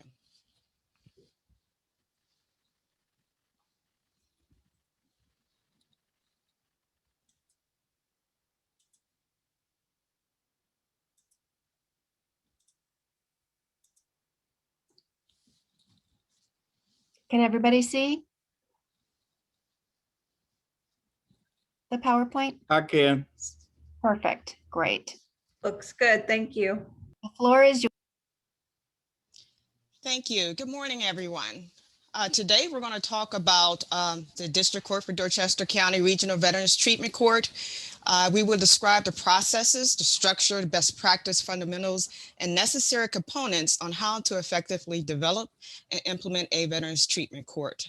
As stated in the introduction, Judge Jews and I, we worked diligently in planning the process for the Regional Veterans Treatment Court. There was a lot of hard work and dedication, long hours that went into the research and development of the Veterans Treatment Court program. And as stated, we are the first certified Regional Veterans Treatment Court in the state of Maryland. I'm certified by Chief Judge Barbera and the Maryland Judiciary.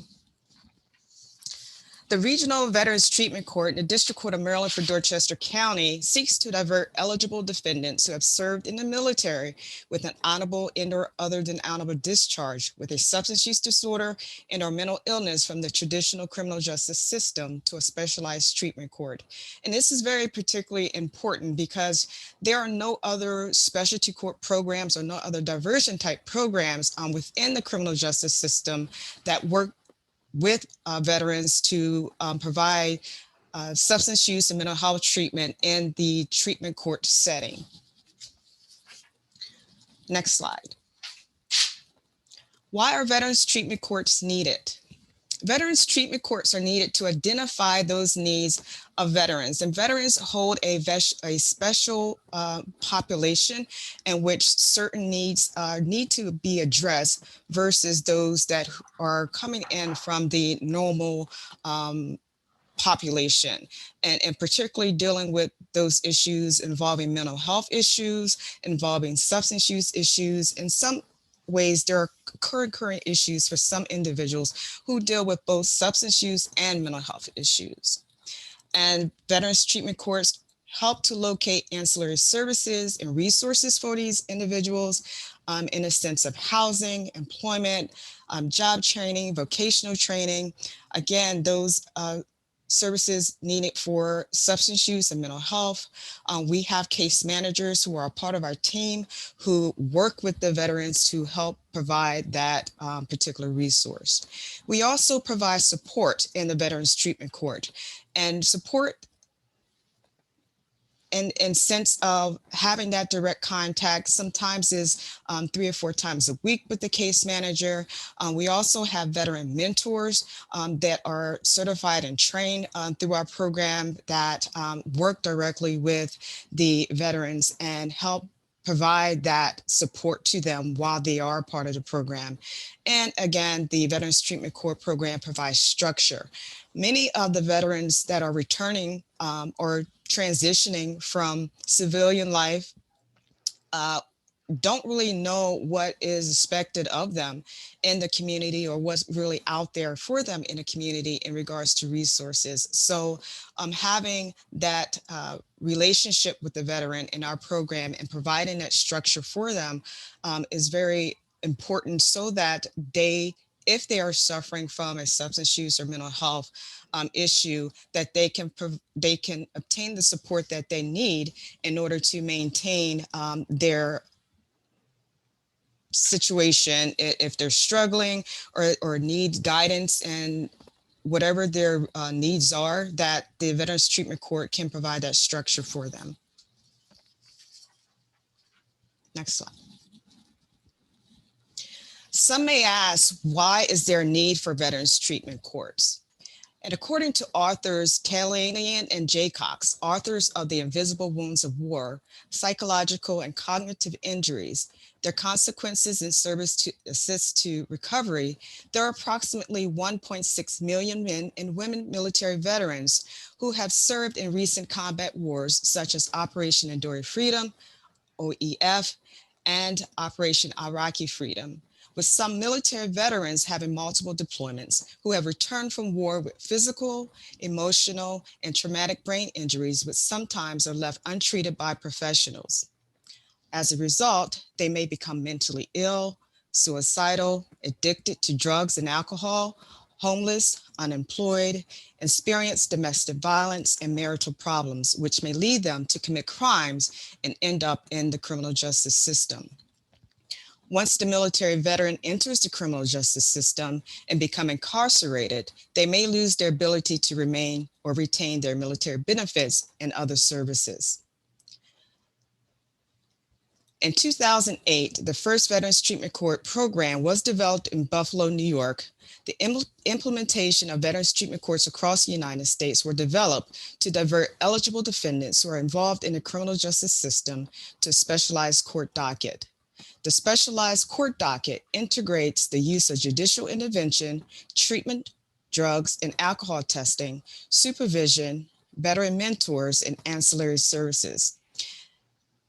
The defendant's successful progression throughout the program phase structure towards graduation depends upon their sobriety and compliance with the Veterans Treatment Court program policies and procedures.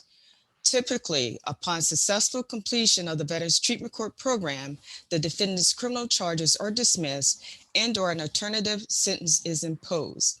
And basically, to sum it all up, it is estimated that out of 2.5 million veterans of the wars in Iraq and Afghanistan, approximately 1 in 5 suffer from post-traumatic stress disorder, PTSD, or major depression.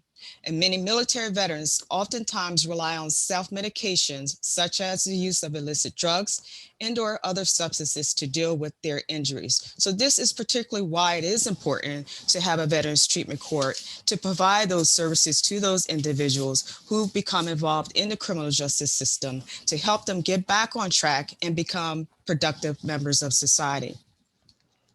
And the Regional Veterans Treatment Court provides services to defendants who reside in Dorchester, Wycomico, Somerset, and Worcester counties in Maryland.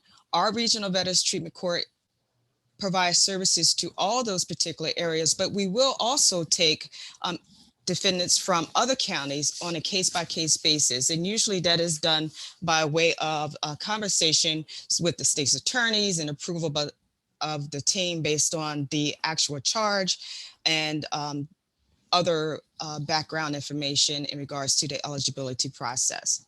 And Mrs. Nichols, if I can just jump in here. Good morning, everyone. The important thing about what we do with the regional court is that we're open really to any county. So we'll take the referrals from other counties. We have people in our program from Talbot County, Caroline County, Queen Anne's County. So I don't want the folks to think that we're just restricted to those four counties. I'm open to helping veterans that live in these other counties, and the transportation is never an issue because we're able to provide for transportation for our veterans. So for those folks that live outside of these four counties that are listed there on the presentation, know that we will accept referrals in other counties. We will take those folks and try to help them where they live. So if you need to make the referral, do that, and we'll do the screening process, and if they qualify, we'll let them in the program. Thank you, Judge Hughes. In regards to the target population is based upon high risk and high need defendants. And when explaining high risk, we are looking at the likelihood that an offender will not succeed adequately on standard supervision.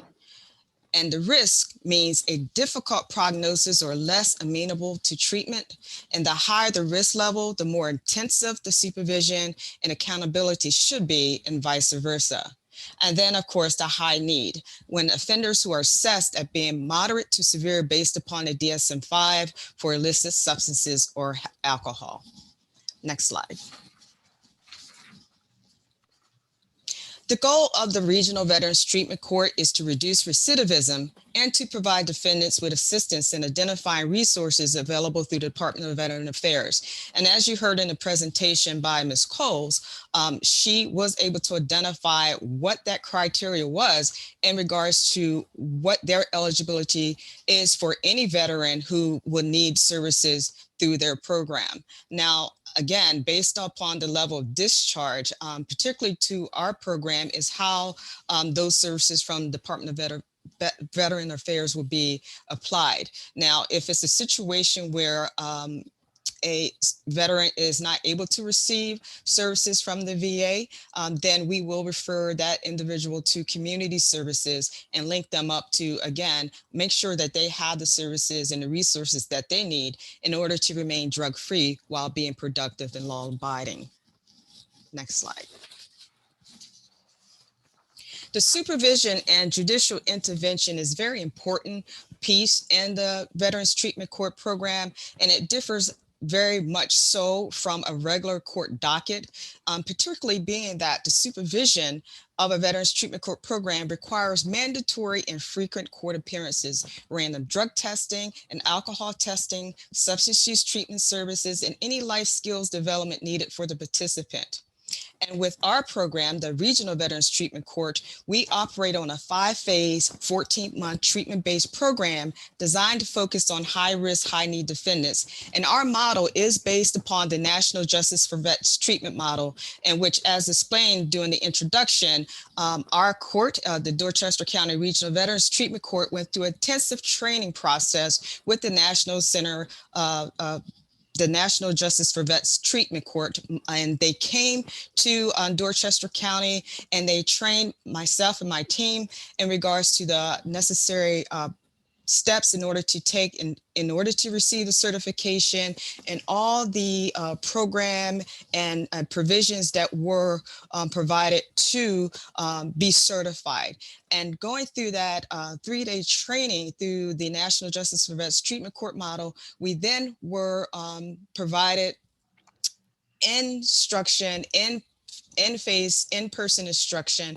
We flew to Buffalo, New York. My team and I flew to Buffalo, New York, and was trained by the first Veterans Treatment Court in the country. And that was a very important training process in which we gained a lot of useful knowledge and techniques in order to be successful in our program. And at the same time, we also met a few other programs throughout the United States who were also there to be trained. There was a team from Florida, there was a team from Guam. There was, we were able to all collectively learn the process from the very first Veterans Treatment Court in the United States. And if I may, I really want to extend an invitation to the folks that are interested in seeing how this program works. Make sure you call Mrs. Nichols. I certainly extend the invitation to you to come to see how it works. It's a very interesting model that we have working. There's an ongoing debate, and I'm leading this debate. If you look at the last sentence there in the posting right here, it says it also incorporates the use of graduated incentives and sanctions. The debate around that issue for me as the judge is that if this is a treatment court, why are we involved with sanctions when people are sick? So that's an ongoing debate there that I fundamentally have an issue with imposing sanctions on someone that is sick. We don't do it in any other treatment modality where people are sick and then you impose sanctions because they relapse. So that's an ongoing debate, and it's lively in the staff meetings where the court is certainly open to all kinds of ideas to make sure that we help these men and women. So there's a debate there, and I'd like to open it up at the end to get your opinion about whether the court or whether courts should be involved with imposing sanctions on veterans that are sick. But we'll talk about that a little later. Mrs. Nichols? And to your honor's point, what we also learned while speaking with other Veterans Treatment Court teams and our training in Buffalo, New York, we also learned that if someone is sanctioned and sent to incarceration, there are jails and detention centers across this country who set up specific wings in their detention centers that are just identified for veterans. So if you have a block for minimum, or you have a block for mediums type sentencing or offenses, there is a particular section just for veterans, and all those veterans that are incarcerated are housed on this particular unit. And what the research has found is that for all the issues that may occur in a detention facility of non-compliance or fighting or disruption, that ratio is lessened on that Veterans Court unit or that veterans unit because of the concept or the understanding or the discipline of those veterans. They are not involved in type situations where you will find that the regular population of the detention center is. So that is one interesting thing that we learned from that training as well. So if we have some detention center staff a part of this training, maybe that is one thing that you should consider when looking into your detention facility, is housing those particular veterans together on the same pod or the same block, so that is some sort of camaraderie among those type individuals, and you will find that you won't have a lot of resources or disruptions on those particular areas of your detention center. And the thing about the detention centers and what's been happening nationally, and I sort of, well, I'm not going to do it, but some judges actually go and spend time, they self-impose a sentence and they serve time too with the veteran. I'm not going to do that. I'm not going to go and spend time in the jail. I'm just going to try to keep them out of the jail if I can do that, so we don't have to worry about that issue of having them segregated in the detention center. My job is to provide them treatment in the community with their families, also getting treatment if the family members need it too. And we should never forget that when these veterans go into the service, the family goes into the service too. And so I also want to look at the family, how we can help them as well and help them in recovery, because they've been traumatized as well. And much like our adult drug court program, we take a holistic approach in dealing with that particular defendant in our program. It's not just we're treating that defendant itself, but holistically is a family unit, and we provide resources to them as well if need be, and making sure that they have all the resources available to them as well. Next slide. So you look at the eligibility criteria for a particular program. The Veterans Treatment Court programs establish their target population and eligibility criteria based upon an array of characteristics, such as military discharge status, substance use disorder, mental illness, criminal offense, disqualifiers and qualifiers, felony or misdemeanor case types, whether it be a DWI, DUI, a handgun offense, or domestic violence. There are a few examples. We also look at the criminal history, probation status, the geographical location, and or funding resource guidelines for eligibility in order to identify and refer individuals to the Veterans Treatment Court programs. Now, the eligibility criteria and procedure of Veterans Treatment Courts across the country is not identical. Overall, while Veterans Treatment Courts do have similar requirements for eligibility and procedure, they vary slightly depending on jurisdiction. And what we have on the screen now is our eligibility criteria for our regional Veterans Treatment Court, and which we explained earlier that, you know, we do take individuals from Dorchester, Wycomico, Somerset, and Worcester County, but we also would take those from the mid-shore counties as well. And those cases are reviewed case-by-case basis. So we are open to provide treatment services for any veteran who will need or require services. Now, that person has to have military service and are a veteran, be an adult offender, evidence substance use and amenable for treatment, CDS possession cases, meaning drug cases, and drug motivated crimes. We will take felony and misdemeanor charges, and we will go in more in depth in our next slide about what those disqualifiers are. And of course, we will set those with mental health and co-occurring disorder cases. We accept domestic violence cases, possession with the intent to distribute cases, and that is done by case basis and reviewed by their eligibility criteria and acceptance, and weapons possession cases, and that is also determined on a case-by-case basis. And real quick, if I can jump in here, a debate that's ongoing in the problem-solving court, specialty courts issues, that whether these treatment courts should take a veteran that has been accused of domestic violence. And many judges wanted to shy away from that and not touch veterans that were accused of domestic violence. We made a decision that we would take a chance on these types of cases, and it has really worked out. For example, we had a Vietnam veteran, he's probably in his 80s now, and he was involved with domestic violence.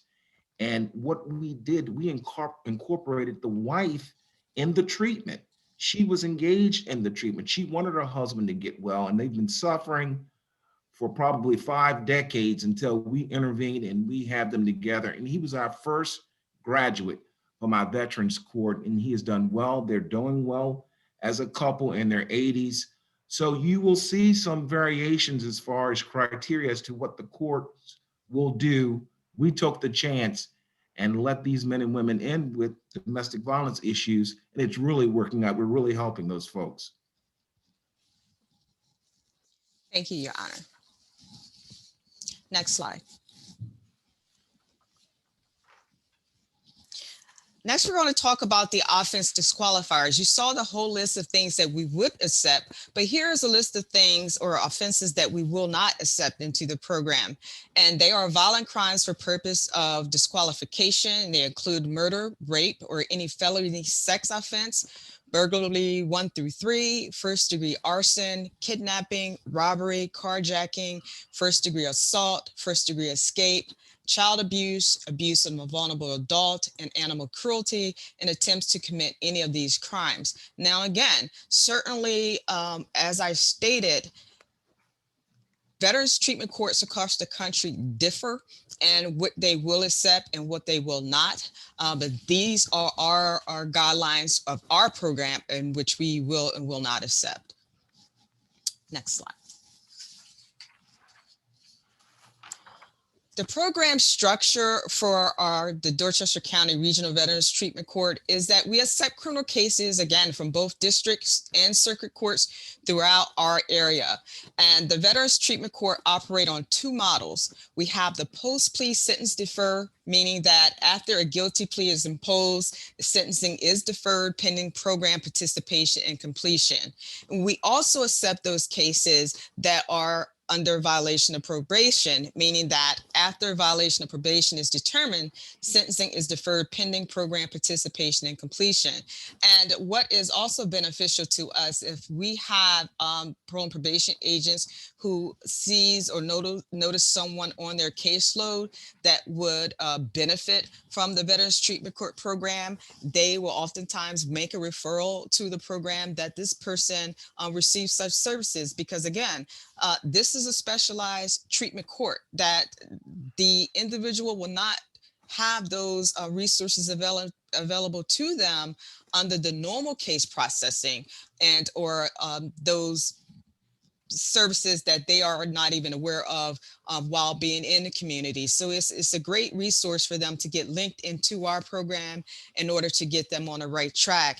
And with our Veterans Justice Outreach Specialists, in which I'm going to talk a little bit more about upcoming, and their ability to get the person involved and set up with the Department of Veteran Affairs and getting all the services and resources available to them is extremely important. Next slide. The Veterans Treatment Court referral process and how we get people into our program is very important. And all of you involved in this conference today are a part of that referral process. So the list here identifies all the individuals who are able to refer an individual to our program. You have judicial officers such as judges in the different districts, whether it's district court or circuit court in the different counties can refer to our program. You have the Office of State's Attorneys of the different county locations can refer.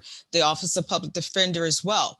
As I stated a few moments ago, Department of Parole and Probation, if those agents in any of those counties identify a person on their caseload who is a veteran and could benefit from services from our program, can refer to the Veterans Treatment Court. You have private counsel, private attorneys throughout the entire state.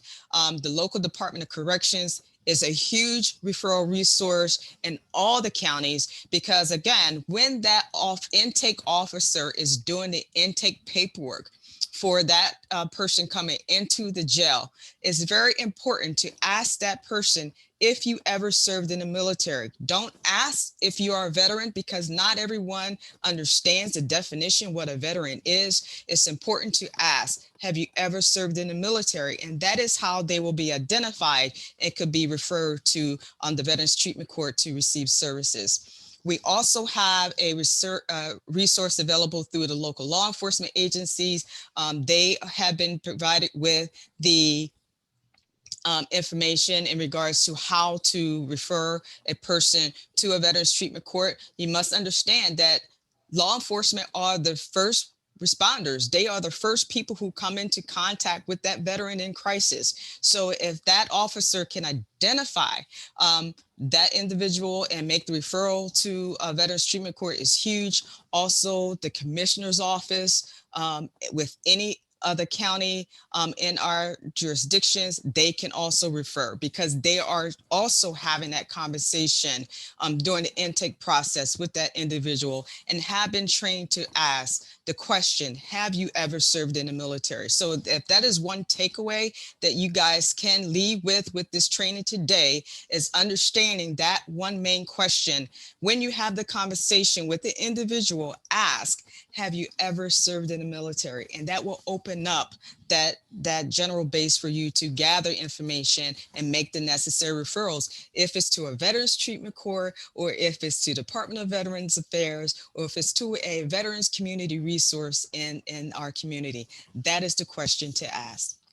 And certainly veterans-related organizations, whether it's the VFW or American Legion, or any other veterans organization throughout, they could also make referrals to our program.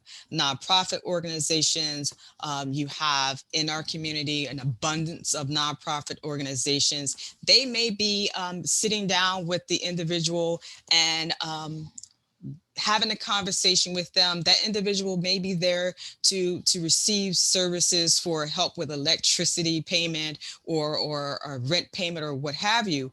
But that person doing the interview, if they could gather if that person has ever served in the military, that will open up many more possibilities for other resources for them. And lastly, a self-referral. That person in crisis himself can make a referral. I received many phone calls from individuals who want to do a self-referral themselves to get into the Veterans Treatment Court program before their case even makes it to the Office of Public Defender, or before that case even makes it to their private attorney. I received that phone call wanting to know, how can I get into your program? So all those things are very important. All of you on this training conference today are the conduit. You could make that referral to the Veterans Treatment Court. Next slide. We also have a screening process. In order to come into the Veterans Treatment Court, we do both a legal and a clinical screening process. And the legal screening will consist of the state's attorney's office, and they will determine the eligibility process based upon the defendant's criminal history, the offense type, and the severity of the current crime. And with that, the state's attorney's office will review all that information and then will let me know based upon their findings if that person meets the eligibility criteria. Now, the only thing I want to add on that, and I think that one of the speakers touched this, is that I'm very sensitive to make sure that these services are being provided to all demographics. And so I look at demographics to make sure that certain things are provided. Yes, the state's attorney's office has a lot of say in it, but the final say is mine. Absolutely. And if a person's on the fence and I think that we can help that person, I'm going to do it. I cannot stand and watch a homeless veteran out in this parking lot, and it happens sometimes, saying that they're homeless. Immediately, I tell Mrs. Nichols that we're going to work on that issue immediately. It becomes a priority. So Dr. Chambers is going to be speaking a little later, but we pick up the phone and call her. We pick up the phone and call our partners immediately. We have a homeless veteran. I cannot have this man or woman sleeping in the car tonight when I know it's going to be below freezing. It just can't happen. So everybody's got to work together to help this. I'm not going to put it off for an appointment next week. I'm going to stop the docket and focus on that. And fortunately, we have such great team members and people that are members of my team that work, and our partners work in helping the veteran immediately. It's not something I put off. I work on it that day, right while the veteran's looking at me in the courtroom. Thank you, Judge. And also with the screening process, we have a clinical screening. Now, the clinical screening is done in an assessment by the VA, by Department of Veterans Affairs. As I spoke, we have a VJO, a Veterans Justice Outreach Specialist, who will make sure that the assessments are completed. They can be completed by the VA or completed by a community treatment provider, should that particular person not meet the eligibility criteria for Department of Veteran Affairs services. So not only will the VJO make the necessary referrals, but we also have a case manager on our team who will also make the necessary referrals for any treatment or any ancillary resources that are needed for this participant. And the VJO and the case manager work hand in hand, collectively together, making sure that all of our participants are are obtaining any treatment or ancillary resources that they need. And those ancillary resources could include food, housing, education, vocational training, medical resources. It's a whole host of different ancillary services, and our team really do a great job in making sure that our participants receive all the necessary resources available to them. Next slide. Our Veterans Treatment Court also have volunteer mentors as part of our National Veterans Treatment Court training. As stated, that veteran mentors are very important to the process of Veterans Treatment Courts, because the mentors act as a third eye for the Veterans Treatment Court. Because of the camaraderie that the veteran may have with the veteran mentors. And let me just stress this, that the veteran mentors are veterans themselves. They have served in the military. So they have an understanding of the mentality of the participant in the program and what their needs are. And they can closely relate to any situations that the participant may be going through. The veteran mentor acts as a coach, a guide, a role model, an advocate, and a support for the veteran participating as they progress through our court process. Now, what happens is early on, and when the veteran mentor is identified, they have to go through a series of training and certification to become an actual veteran mentor. It's not that someone can just walk off the street and say, hey, I want to be a veteran mentor for your program. That is a process that they actually have to go through and be trained to be a veteran mentor. And I can tell you that we have received an abundance of mentors from our local American Legion posts here in Cambridge. They have been great in being members of our program as far as veteran mentors, and have allowed themselves to work with the veterans in our programs since the inception of the Veterans Treatment Court in 2018. And I tell you, they have done very, very well. Our hats off goes to our veteran mentors, because they're a very important piece. Now, one thing I need to stress is that veterans mentors aren't privy to a lot of the information that we have in our pre-staffing meetings in regards to psychiatric or mental health or psychiatric or medical needs or things of that nature. Those confidential conversations that are having with our team, the mentors aren't part of that process. That is a whole separate process. However, the mentors are in the courtroom at every court session. And so when the defendant approach with his attorney, that assigned mentor also approach with the defendant and the attorney. And oftentimes what will happen is Judge Hughes will ask the mentor, sir, what is your recommendation? How can we help this individual? And what happens is that prior to the team coming out and prior to the court process happening, the court hearing happening for that particular day, that mentor and the defendant have a conversation. So what their needs are addressed, if they're having any problems are addressed, that particular defendant may be having some serious issues that they don't feel comfortable talking with their case manager about or their VJO about, but they will talk to their mentor about, because they believe that their mentor understands them a little better. And that mentor can then suggest to the judge, well, Your Honor, I believe this particular defendant today is really in the need of some housing services. They really didn't know how to ask the case manager for it or the VJO about how to go about, because they're a little ashamed or afraid or whatever the case may be. But that mentor, because they have that camaraderie with the veteran, they're able to have that conversation, and that veteran mentor is able to ask for that assistance for that particular veteran. So it's very important to have and build that relationship. And I can tell you one more important thing that we learned from our veterans training is that you pair a female veteran with a female participant, female defendant. It's always female to female, male to male. It's never the opposite sex with each individual, because any risk of having any issues. So you want to alleviate that altogether. And that participant, from the onset of their participation in our program will have that same mentor from day one to the day that they graduate. So they are building that rapport, they are building that relationship with that particular participant. And it's a beautiful thing if you see it happen. And you can see the camaraderie in the courtroom, and the mentor avails his cell phone number to the participant. They have the phone contact. Now, you know, there are strict guidelines. As I said, there's a training that the mentor has to go through, become certified for our program. And there are particular guidelines that we set that, you know, those are some things that you can't do, and those, you know, some things that you can.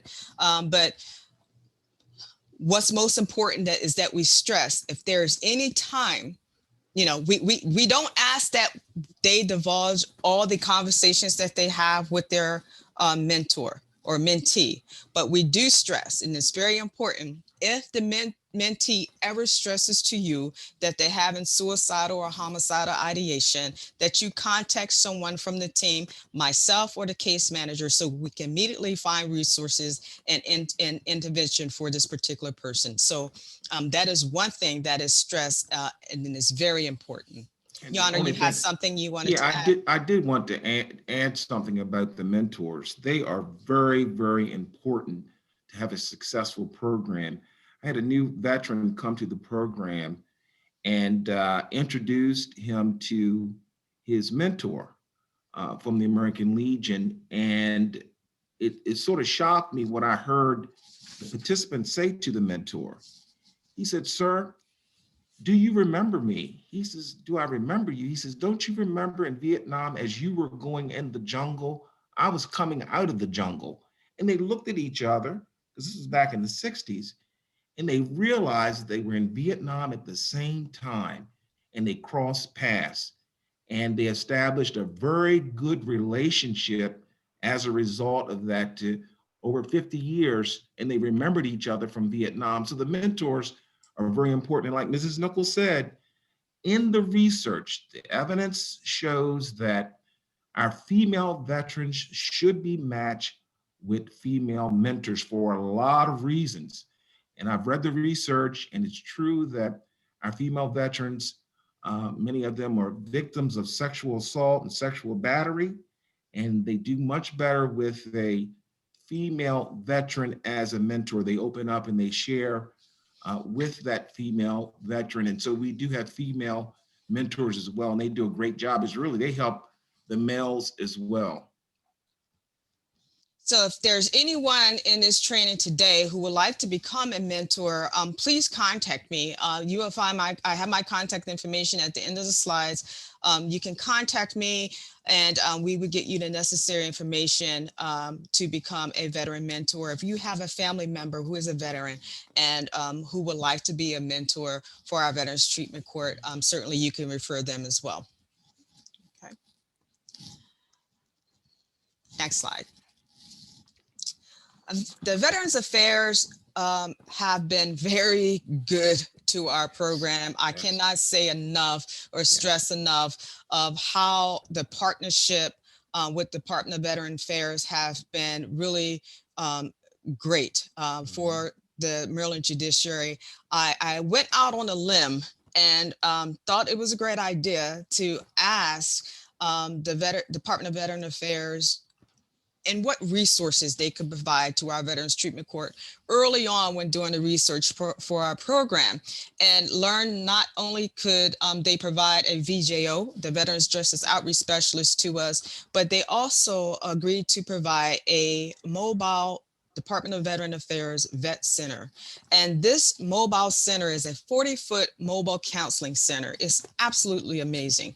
It's like a huge RV that has a satellite communication set up, a video conference, telehealth, and other services on this mobile unit. And it has like 2 doctors' offices located on this mobile unit.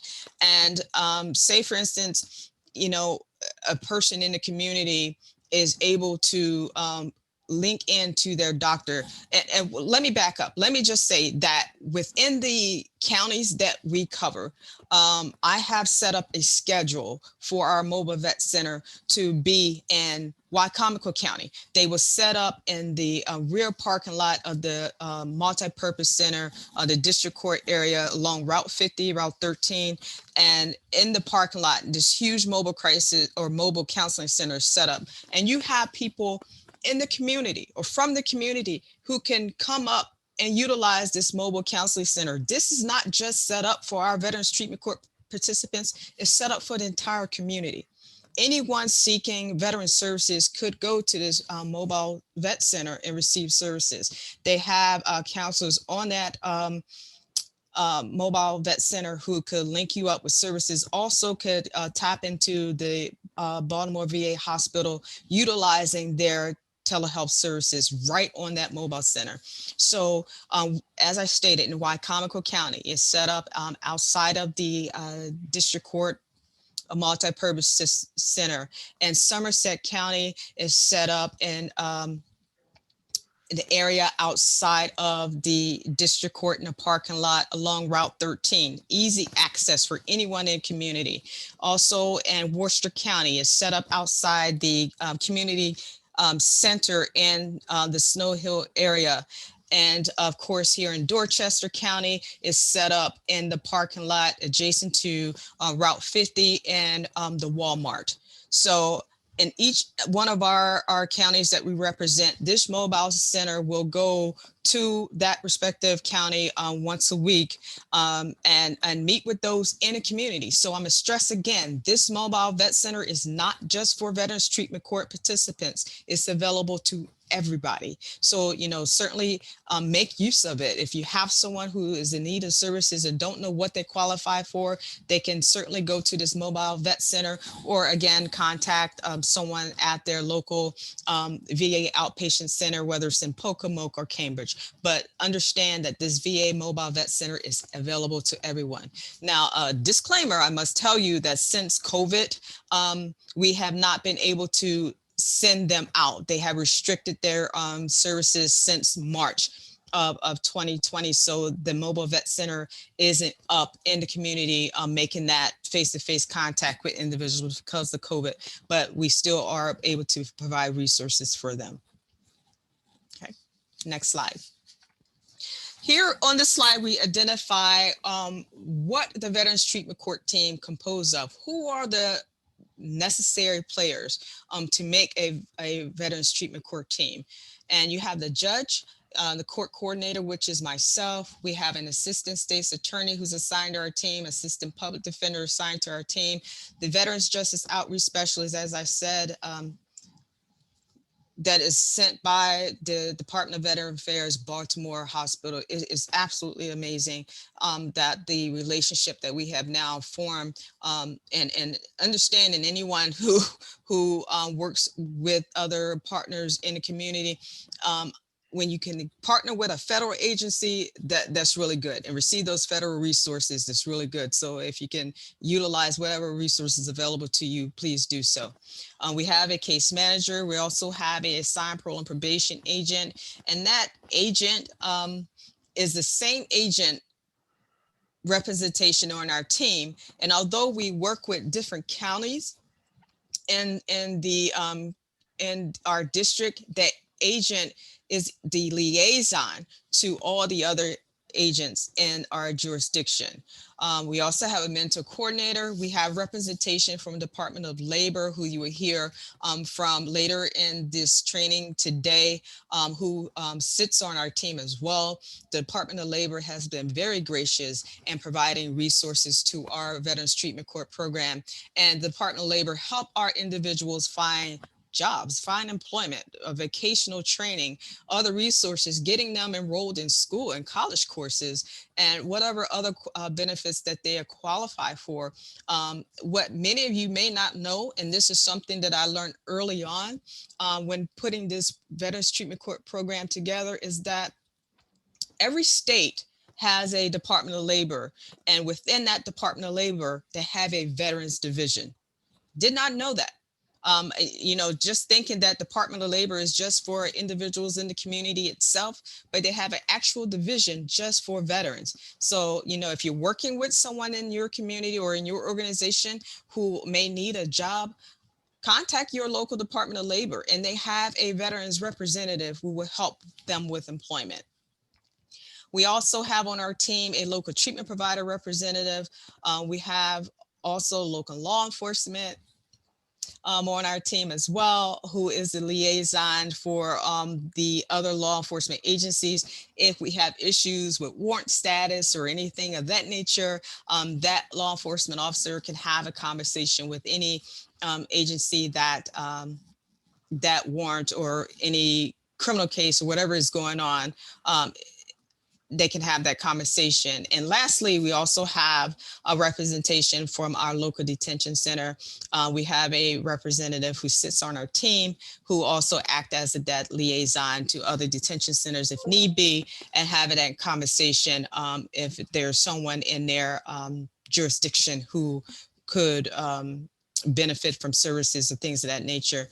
Now, I can tell you early on when putting this program together, I went out to every detention center in our jurisdiction and had a conversation with the wardens in order to identify the process, what that process would look like, and with their classification or intake counselors in their detention centers, having that conversation with those inmates coming in of what, you know, questions to ask if you ever served in the military and so on. So detention centers are a huge referral resource for us, and I have nothing but great accolades to say for the Dorchester County Detention Center, and Director Hughes has been very diligent, and his officers referring to our program. They've done a great job.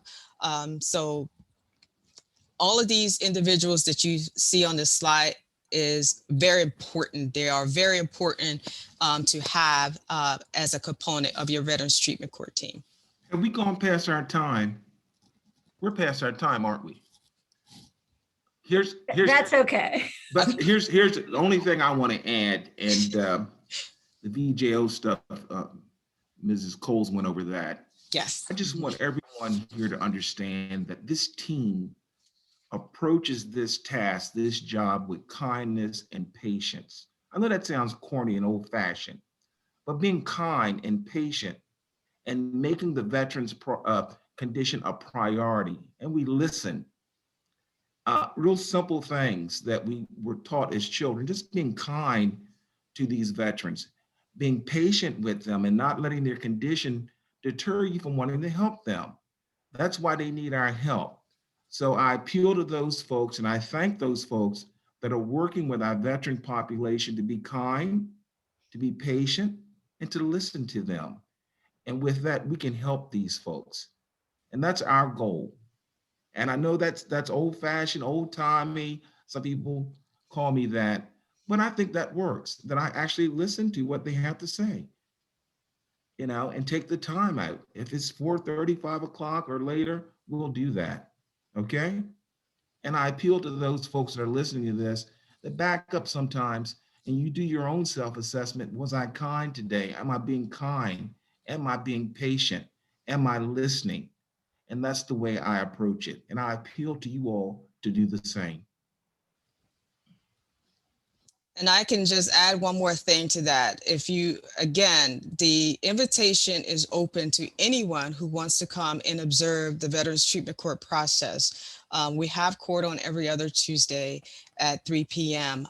But of course, now with COVID, we have to scale back the amount of people that are in the courtroom at a time. But once the operations are back up and running to where we have in-person court hearings, because right now we are doing them virtually because of COVID, the invitation is there for you to actually come and actually observe the process. You will walk away feeling much, much different.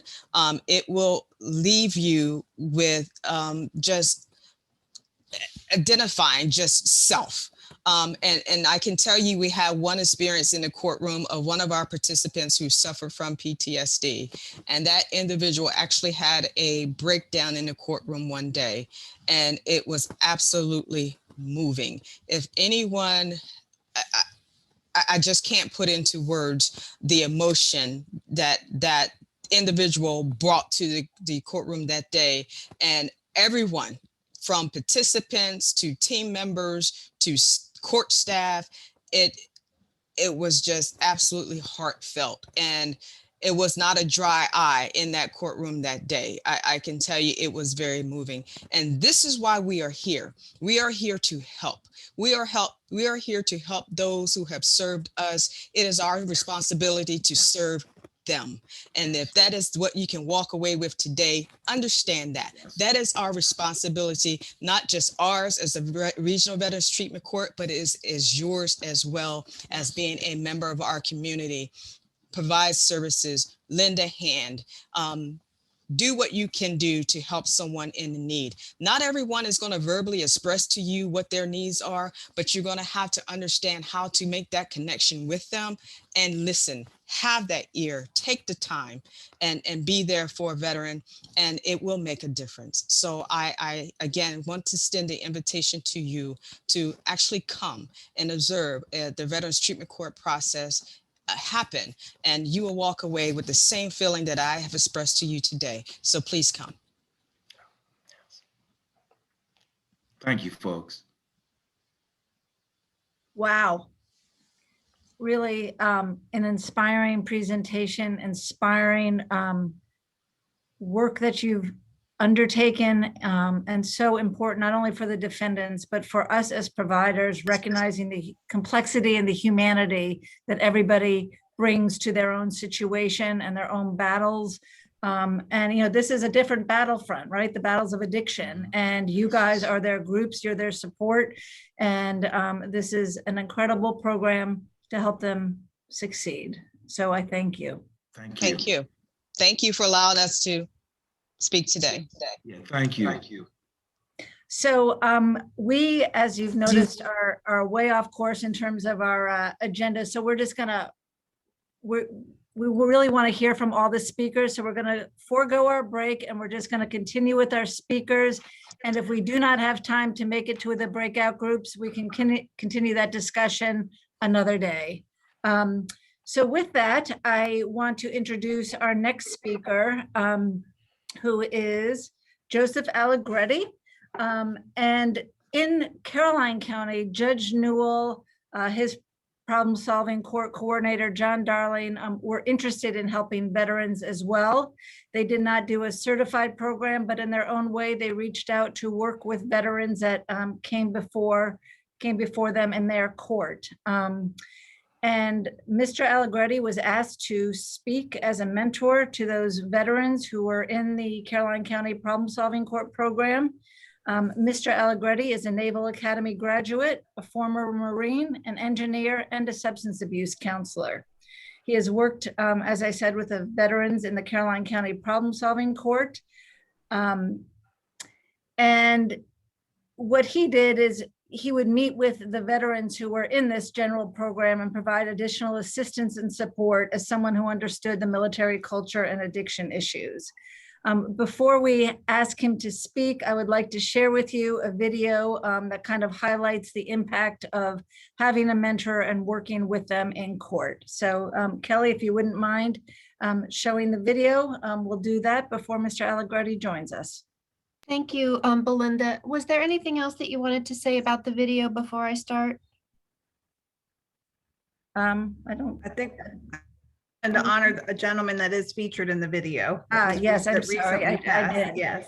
Thank you. I went off script there. Yes, so this is a video that Caroline County Court presented, and the participant, Mr. Brooks, who you will see, was just a very treasured participant, and it's very poignant and meaningful for those of us who worked with them to see this video now. Mr. Brooks passed away from cancer 2 weeks ago. So it's with a sad heart that we see this.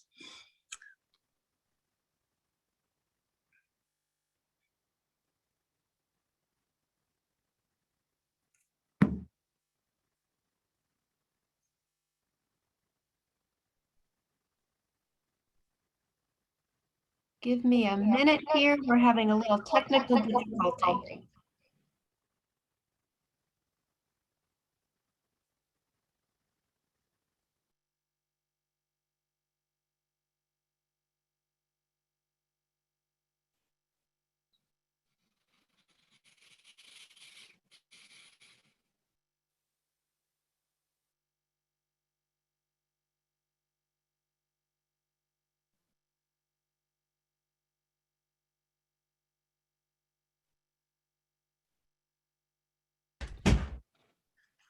I apologize. I'm not sure why I don't have a option to play.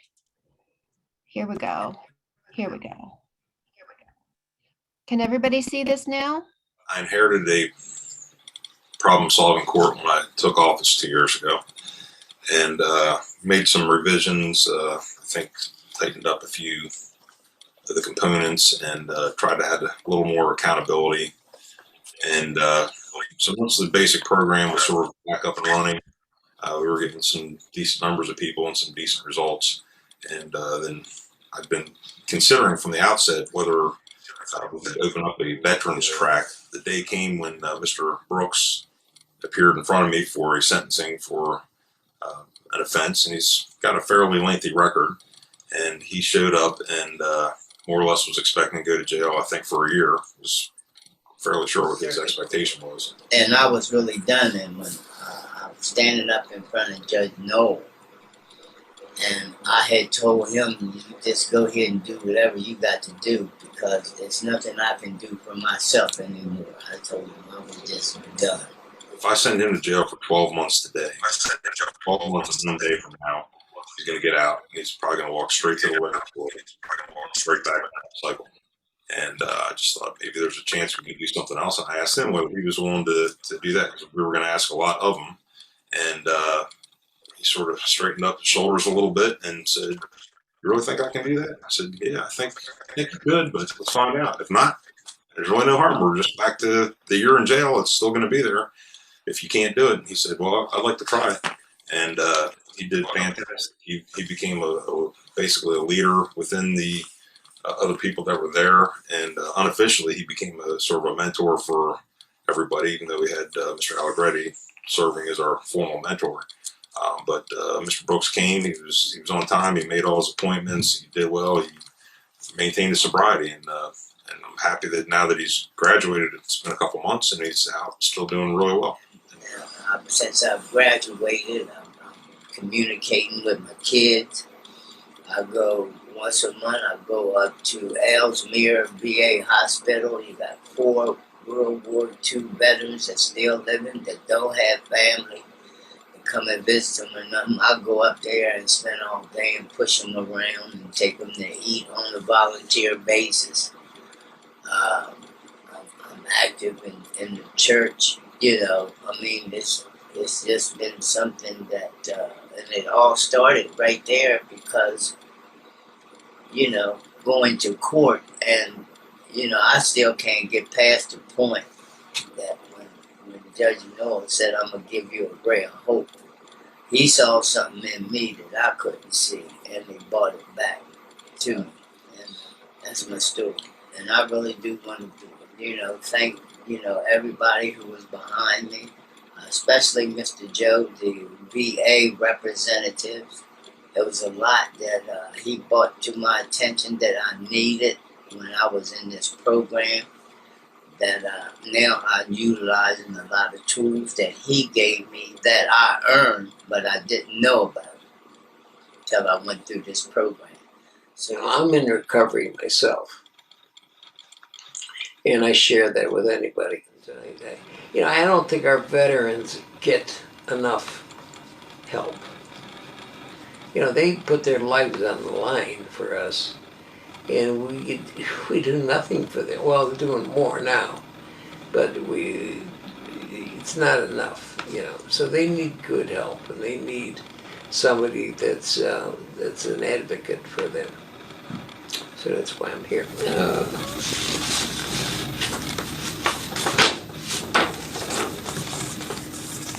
And who's this? Nichols Dawson. I was pleased to recently learn that you had been honored by the problem-solving court program in Denton, Maryland, for your outstanding service and mentorship. Helping veterans get back on their feet is not an easy task, and I'm sure you have spent countless hours ensuring their well-being. As an experienced mentor, I can only imagine how you must feel when you see the success of your work come to fruition.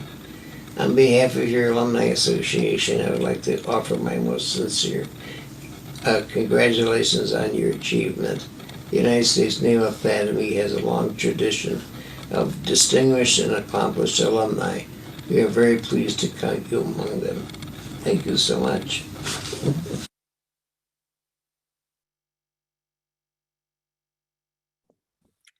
Mr. Allegretti, the floor is yours, and you're on mute, so you'll need to unmute yourself. You're unmuted.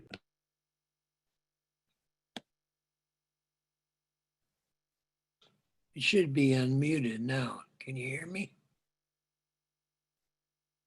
I Can can. you hear me? Yes. Okay. Thank you so much for having me on here.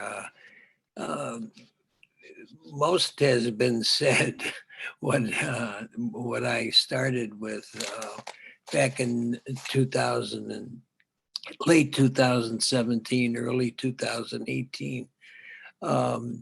I believe we were one of the first, if not the first, to start a mentor program for veterans. And you can see Donald, Mr. Brooks did a great job. He was a joy to work with. And what I found out when I was working with the vets was that they needed someone to talk to that understood where they were coming from, another veteran. And when they, at first, they were pretty closed mouth, but after a while, when they found out I was a veteran and I talked to them, they opened up to me. And I think it's important that we get veterans to talk to veterans because they heal one another. The judge put it very succinctly when he said, we have to be patient, we have to be kind, and we have to listen to what they have to say. That's very, very important. And that's what I tried to do back in 2018, was to listen to what they had to say, because I think at that time we weren't doing enough. You know, it's not enough just to care. We got to do something about it. And that's what this program evidently is doing. I wasn't aware of all these programs that we have now, and I think it's terrific. And we can only do more. These are people that sacrificed everything in some cases for our freedom, and we have to thank them for it and be there for them. And that's what we're doing, evidently. So that's really all I have. I think everything's been said that I was going to say, and I'm proud to be here and be one of these people that help veterans, and I hope to continue doing it. So thank you very much for having me here.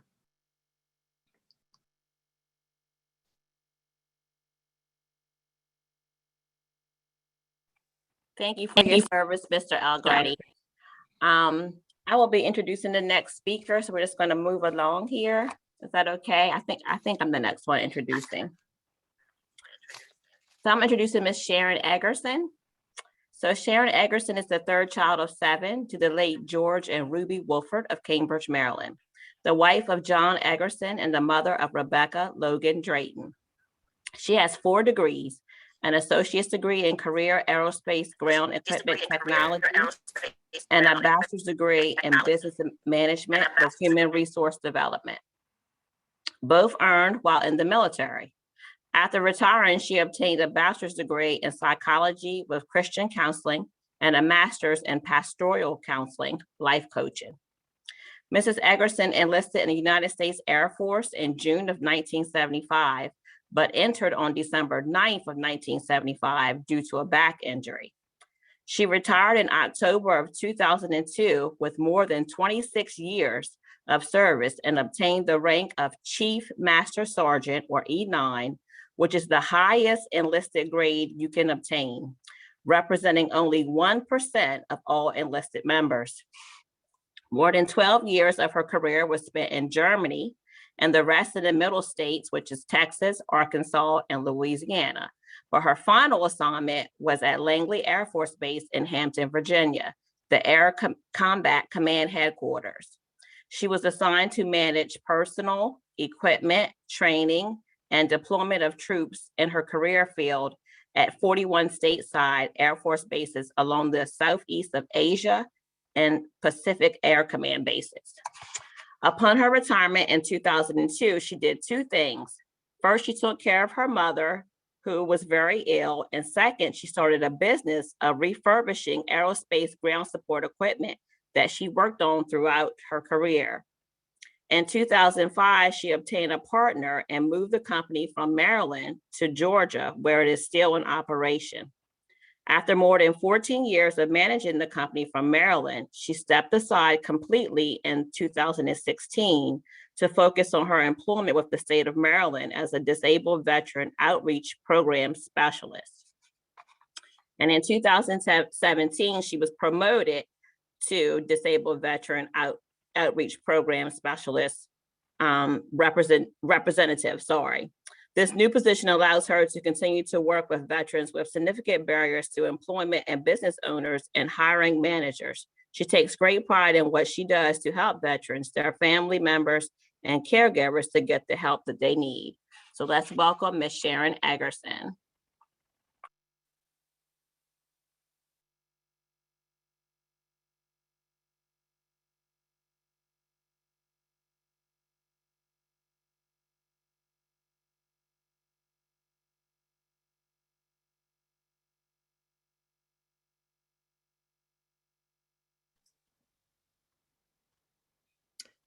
Can everybody hear me? Is Miss Eggerson with us?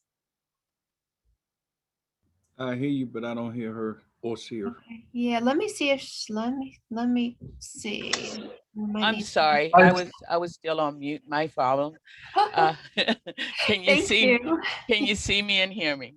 Right now. Yeah. Okay, I wanted to say thank you to all the previous presenters and those to come for such an outstanding job. And as our program manager, Leroy Thomas would say, teamwork make the dream work. And that's what we're doing, is making the dream work. I work for the Department of Labor Veterans Employment Program. And my regional supervisor is Tyrone Finney, who would have been here today. However, he wasn't asked to. And I thank you for the pleasure of being here, because I think that what we do in the state of Maryland and throughout the United States and in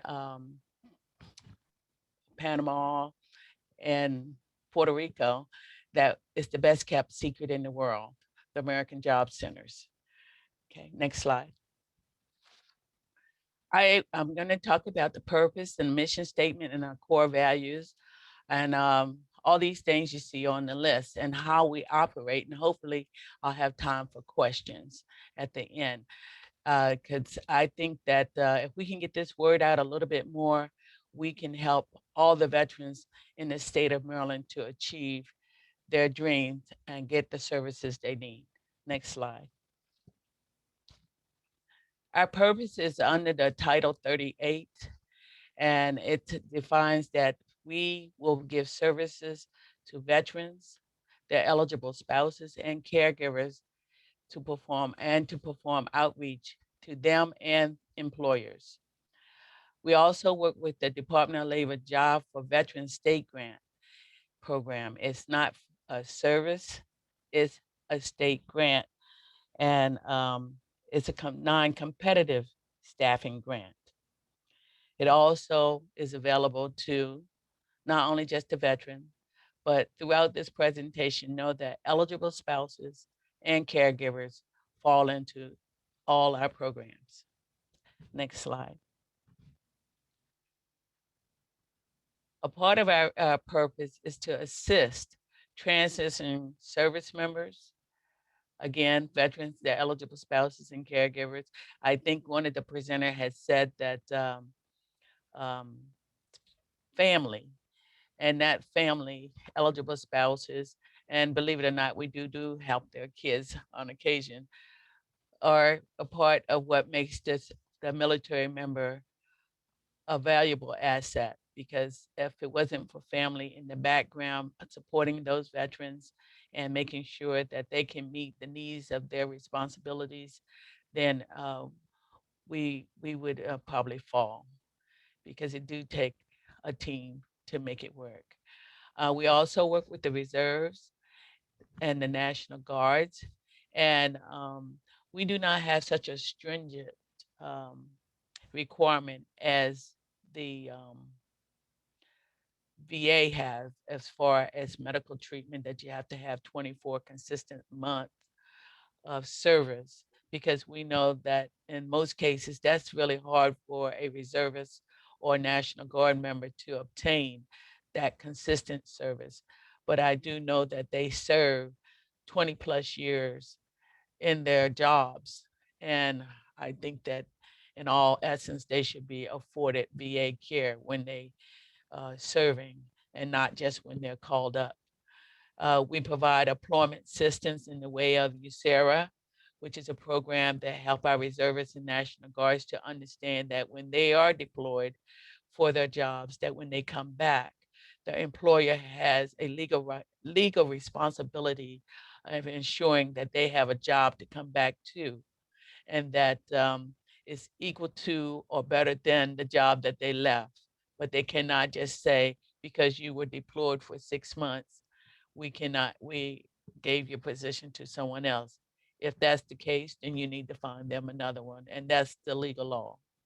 We provide education assistance for anyone that comes in that's eligible. And the eligibility for us to work with veterans is 180 days of service. But for education purposes, working with the WIOA program, which is a division of the Maryland Commitment to Veterans situation, they only need 1 active duty day. So any veteran that you know that has a DD Form 214 and it shows that they have 1 active duty day, then they can qualify. And I'm not for sure if it's now stating that they have to, other than training, you know, like you go to basic training or you go for a reforger training or something like that. But if you're called up, like during the January 6th situation, you're on federal orders, you're qualified, even if you were there just 1 day. And we do offer occupational and professional licenses. This is called continuing education under the college programs such as CDLs, caregivers, what are they, CNAs, carpentry, upholstery, a whole array of educational opportunities that we can help them get to. Now, these, what we call these 3 areas, the employment assistant, that's our main priority. Education assistant, occupation and professional licenses. We work with our resources to make sure that they get priority of services in those areas. Next slide, please.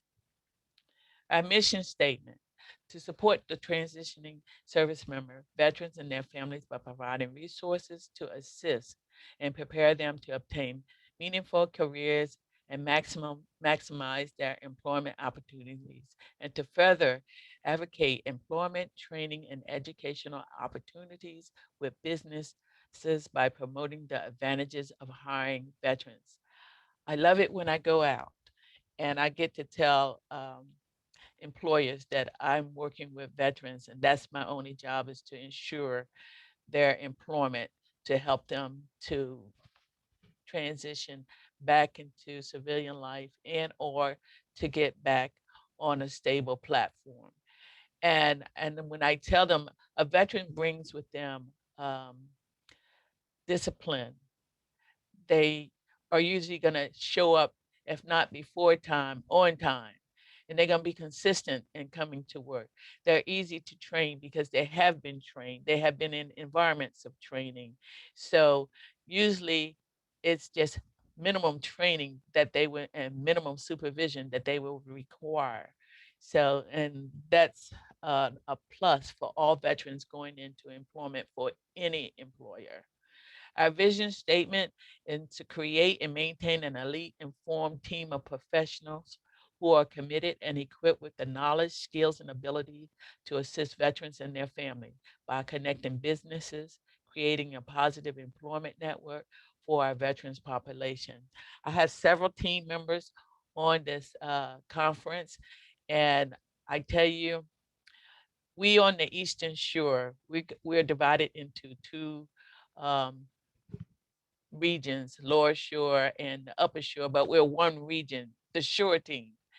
And we have a camaraderie among ourselves as being the best, and we are not ashamed to say it, in the state of Maryland, because we work in the most rural setting of all of Maryland. I will give Western Maryland a little prop because they are way out there, but we have the best setting, and we reach veterans in the lowest places, in the worst times of their lives. And we do that by going out and talking with them, following up with them, making them know that we care.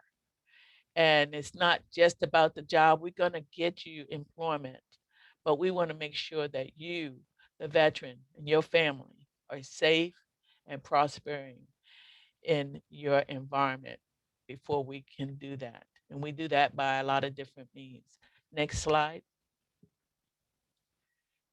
We do that through the excellence operations that we provide, our best customer service to all our customers. Not every veteran that comes in the door is ready for employment. Not every veteran that comes in the door is mentally stabilized.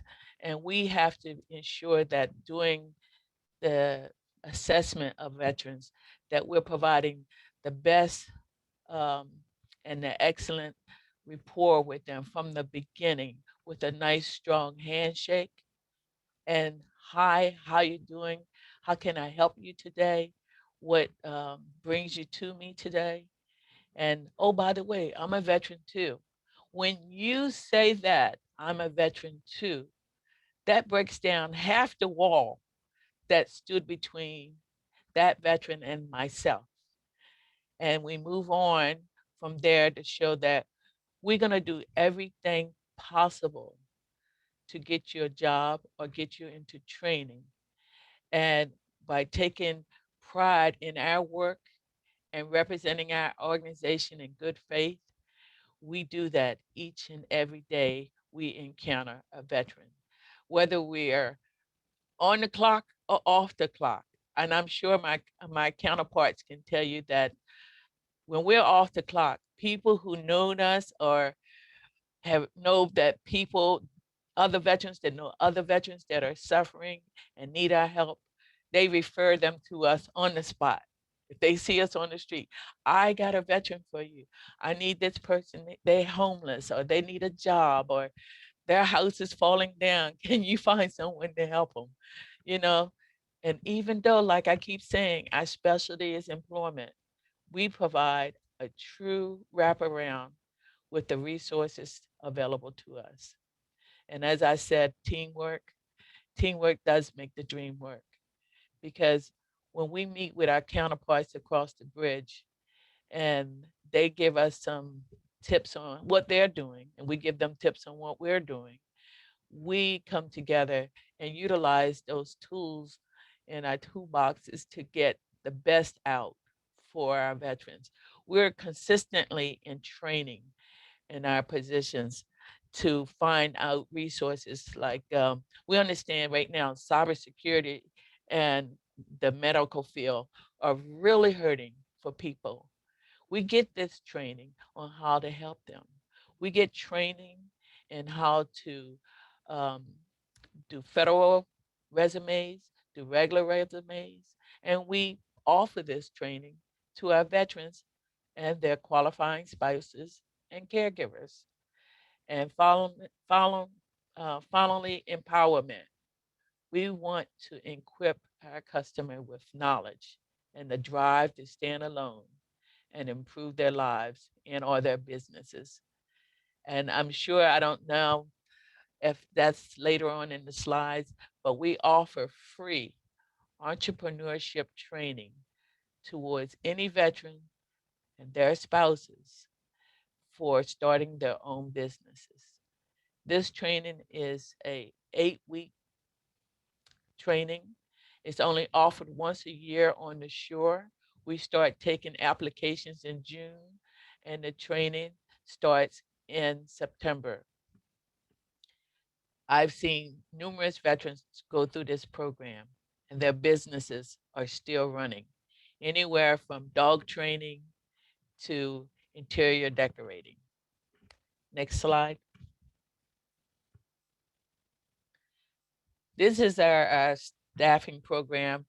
As I mentioned, Leroy Thomas, he's our program manager.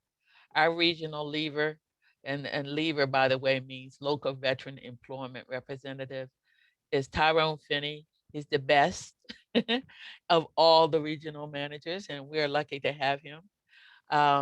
We have what we call leaver DevOps. That's a split job. This gives us the opportunity to work with both the veteran and their spouses and eligible caregivers, along with working with the employers. This provides us an opportunity to pinpoint jobs and employers and veterans to pair them up. And throughout our community, as on the Upper Shore, we cover 5 counties: Kent, Queen Anne, Talbot, Caroline County, and Dorchester County. On the Lower Shore, they cover Worcester, Wycomico, and Somerset counties. But as I mentioned, we still help one another because we'll send our flyers and our job announcements out to everyone. And we have John Walker and Ira Nichols, who are our DevOps. They work strictly with the veteran. Miss Sharice Johnson just came on board. She is a DevOps Wagner Pauser, and we're thankful to have her because all veterans coming into our work center have to be triaged by a Wagner Pauser person. We, the DevOps, cannot do the triage. So with Ms. Johnson on our team, she will be able to triage all our veterans and then refer them to the proper region on for assistance. And Christina, she's new to our program too. She's doing a great job, but she is a split veteran. She has a Navy and Army, I want to say, career background and retired. And Vernon Davis, he is a Army veteran and a prior career security officer at Washington College. He's alumni from Washington College too. But I'm just saying, and as far as there's no rank among us, Ira Nichols, he is the officer of the group. And we love him for it because he doesn't throw that around. There is no rank among us. We're veterans helping veterans, and that's what we do. Next slide, please. As I mentioned, the DVOP is a Disabled Veteran Outreach Program Specialist. And the O in DVOP is outreach. That we go out to the communities, the libraries, the parks, the veteran support organizations like the VFW, the DAV, the vet centers, the American Legions, to find these veterans and help them with job searches, job referrals, placement and housing, or with the Homeless Veteran Reintegration Program, the HVRP program, we help them to find those resources. We ensure that they are at least enrolled in medical benefits if they qualify. We look into that qualification, and if they're not enrolled in that program, we make sure that they are getting some type of medical benefits along with their family spouses. And You can read the rest of the slide. And the local veteran employment representative, which I said that is a split. I'm next slide. I'm sorry.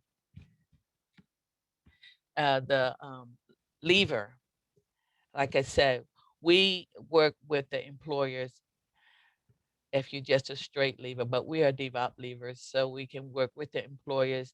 We plan and participate in job fairs and career fairs.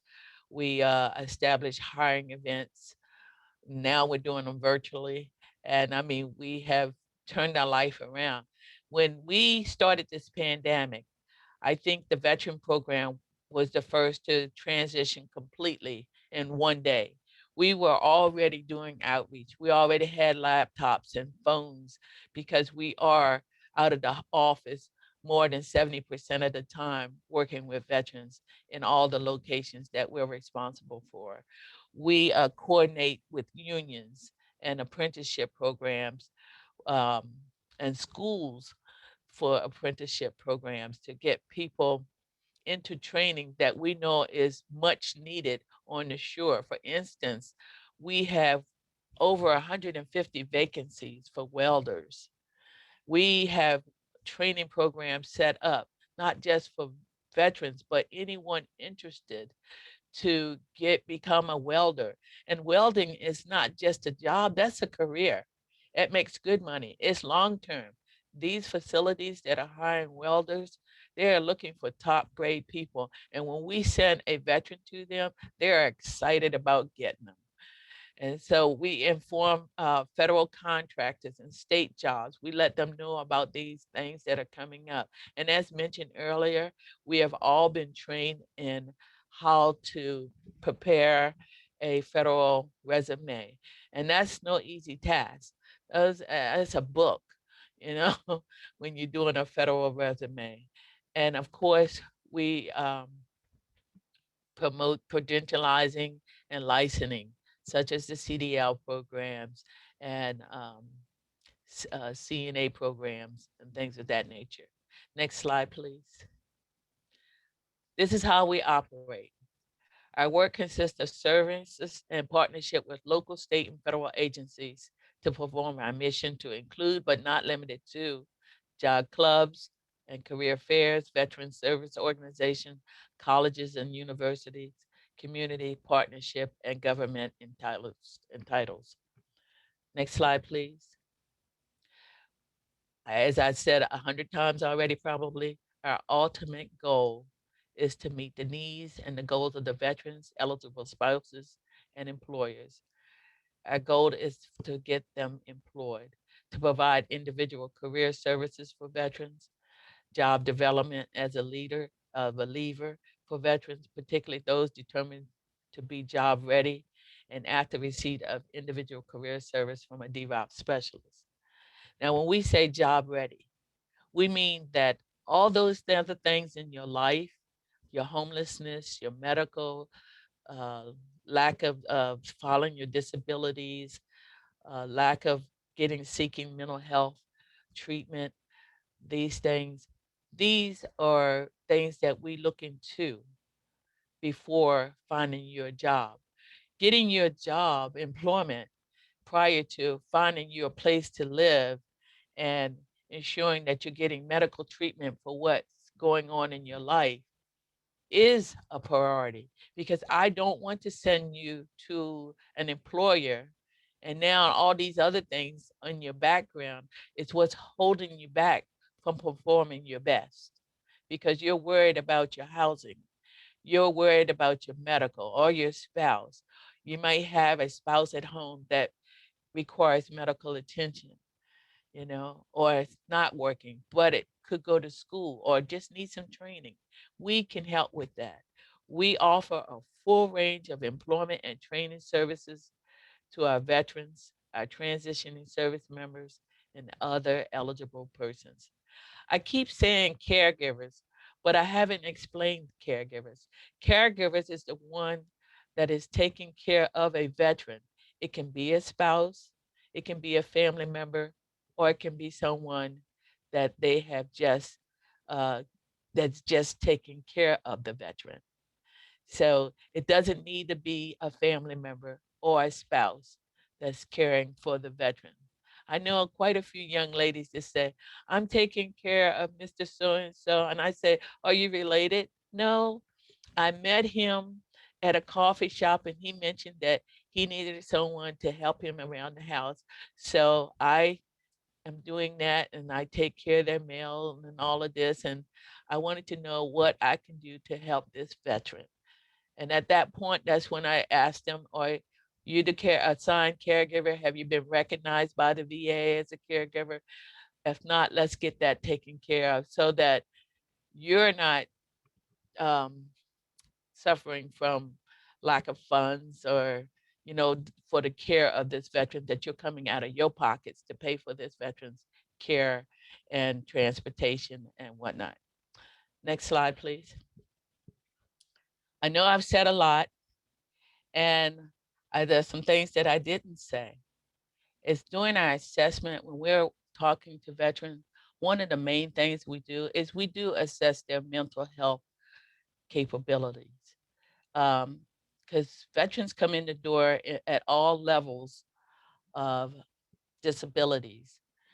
They can come in and I was talking to a veteran and I said, so are you able to do any kind of roofing? Because you say you have all these skills. He said, well, I have a plate in my ankle. And I said, well, how'd that happen? Well, I fell off this thing when I was in the military. And are you getting disability for that? No. Why not? I never thought I could. It happened when I was in the service.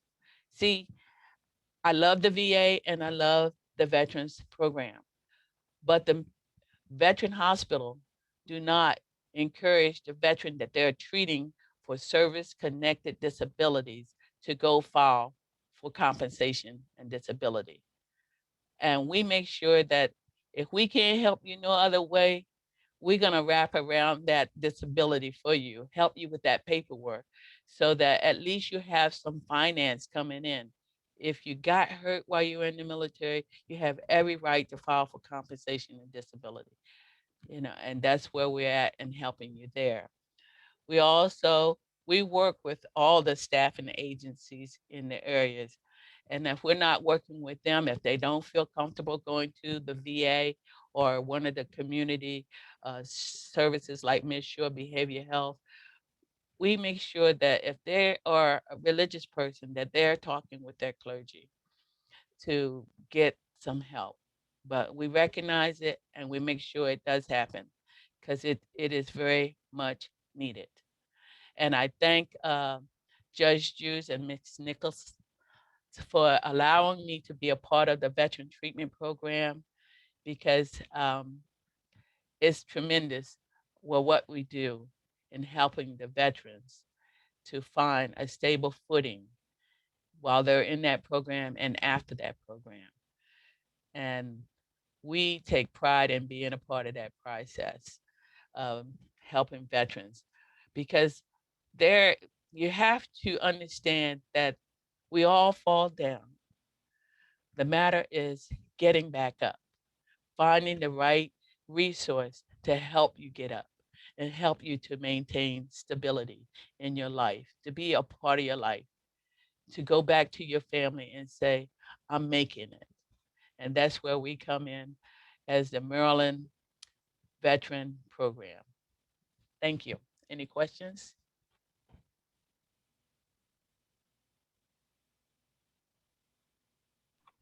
Thank you so much, Mrs. Agerson, and what an impressive resume you have.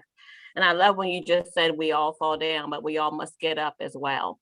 So thank you so much. We really appreciate you joining in today. Thank you. Now, our next speaker is Dr. Lorraine Chambers. So with over 30 years of professional development and training, Dr. Chambers has provided training and assistance in grant writing, program development, strategic planning, financial management, program review, performance management, community and economic development, and emergency preparedness. She has worked with nonprofit organizations, city and state and federal government, the banking industry, and faith-based organizations. She is the owner of Chambers Business Service, a consultant company created in 1995. A graduate of the University of Maryland Eastern Shore with a doctorate in organizational leadership in May of 2012. Dr. Chambers also holds a master's in business administration and a bachelor's degree in liberal studies and communications. So welcome today, Dr. Chambers. Good morning, everyone, if it's still morning. Nope, it's good afternoon. Can everybody hear me? Can you all hear me? I can. Yes, ma'am. All Yep, right. you're good. Wonderful, wonderful. I'm currently serving in the role of the Chief Operating Officer for St. James AME Zion Church Zion House. I also want to mention that I come from a military family. My dad was regular Army, all my brothers served. I have a Marine reservist, career Air Force, and career Navy. So I was kind of set up to end up working with veterans. It's not a job for me. It's truly a calling because they have served us and they deserve for us to serve them. So I'm very blessed to be with St. James, working with the veterans programs. We have been working with supported services for veterans families now since 2013, and we're going to get into that. And we've added other programs and work with all the team members that have presented today to make sure that the Eastern Shore is phenomenal. And I am proud of what is going on here. We are doing it the right way. Could we go to the next slide, please? What is supported services for veterans families? This is a program from the Veterans Administration that is a housing first initiative to provide direct service to veterans and their families to prevent homelessness and to rapidly rehouse homeless vets. We've been doing this since 2013. We've now served well over 600 veterans and their family members. The veterans are housed, then services are wrapped around the family based on their need. We serve not only the vet, but their family members. SSDF provides financial assistance and links veterans to benefits to ensure family stability. And these services can include childcare, transportation assistance, legal services, moving costs, rent, security, and utility deposit payments, emergency purchases, and automobile repair. We want to make sure that our veterans have what they need to get back into stability and also security for their families. Next slide, please. The areas that we serve all 9 counties 8 of the 9 counties on the Eastern Shore with this program. We were serving Cecil, but Cecil has their own program now, so we're serving the other 8 counties on the shore. Next slide. Eligibility criteria, we serve our veterans that have a DD 214. They have to have an other than dishonorable discharge. For rapid rehousing, they must be literally homeless in a location not meant for human habitation, like if they're living in their car or in an abandoned house. Tents, that's not meant for human habitation. A shelter's hotel paid by someone other than the veteran in a vehicle or literally on the streets. It differs from HCRV, where a veteran can be doubled up but in danger of losing their housing within 14 days. We will still help to rehouse them. They have to be very low income, less than 50% of the area median income for the county in which the service is being provided. And extremely low income, 30% or less of the area median income gets priority of service. Next slide, please. These are just some of the documents we need to get started with an intake and assessment. Thanks to COVID-19, we have been able to fast track a lot of the intake process so we can deal with the veterans more speedily. We are now getting them off the street immediately when we encounter them, and we're getting the rest of the paperwork later. So that is something the VA has done for us because of COVID-19 to make sure we're safeguarding our veterans. Next slide, please. This is our service model. When we first got into this, I looked at what the shore really needs because it is a rural area. with transportation issues, we created a mobile case management model for this program and for our other program we'll be discussing. We have street level outreach. We go where the veterans are. We are not looking for them to come to us. Even pre-COVID, we went to the vets. We connection to a wide range of community partners. We serve on both continuum of care organizations, Midshore Behavioral Health in the Midshore region, and with our Homeless Alliance on the Lower Shore for the 3 lower counties. We are active participants on both of those COCs and work with all the members to make sure that we get everything for the veterans that they need. We have active landlord engagement. We negotiate with the landlords on behalf of the veterans. We do not leave them out there to find their own housing and do the best that they can. Our case managers are actively involved in picking up applications, helping them to fill them out, and taking them back to the landlords. We follow up with our veterans once we house them. We do well checks to make sure that they are thriving and that they're doing okay. We engage with employment counselors and we provide needed financial resources to include emergency purchases.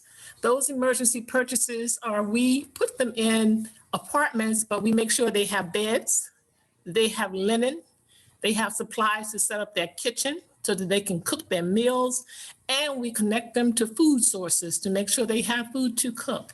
So we don't just put them in an apartment and hope that they can make it. We make sure that they are ready to move in comfortably and to begin living like they should. Next slide, please. Some of our best practices is collaboration. We could not do this without our community partners. We're very, very grateful for everyone that's working with us to make sure that our veterans are secure. And the collaboration is awesome. From the shelters to the Veterans Court, everyone that has their shoulder to the wheel to make sure our vets are okay. It takes all of us. We serve in a leadership role, like I mentioned, with the community of care organizations. We serve on the community planning committee with the VA, HUD-VASH, and our COC partners. We meet monthly with them to brainstorm our most difficult veterans to house. We serve on various subcommittees, including governance, chronically homeless, strategic planning. We also partner with HUD-VASH. We work hand in glove with HUD-VASH. They are able to give a voucher, but they do not have the money for the security deposits. That comes from SSVF. They also don't have the money to purchase those emergency supplies. So we work with them to make sure that that veteran is given all that they need to start living again in their homes. We partner with the VA homeless case manager. Our coordinated assessment model is a no wrong door. A veteran can enter into service with us through any means. They can call 211 and get connected to SSVF. They can come in through any of the agencies to serve on the COCs, Department of Social Services, through the shelters. Any door, they can get to us. We are all connected. They know that we're here, and we will serve whoever is sent our way. If they do not qualify for us, we will do a warm handoff to another community agency to assist them. We never will hang up a phone without a veteran getting what they need.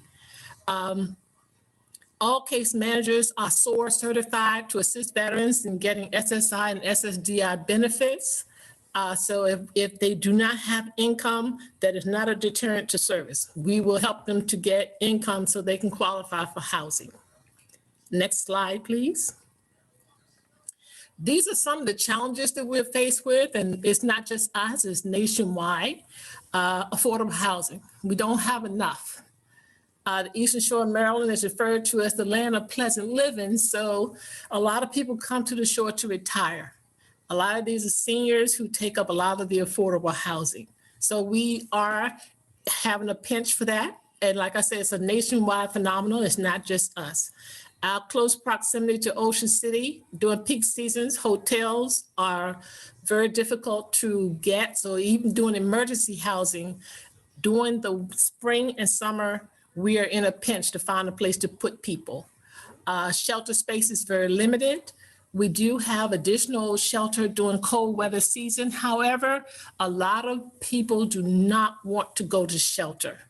The changes that have been impacted with COVID-19, we do not first send a vet to shelter. We have to assess that veteran's mental state. Some of them cannot go to shelter because of PTSD. They can't do congregate living.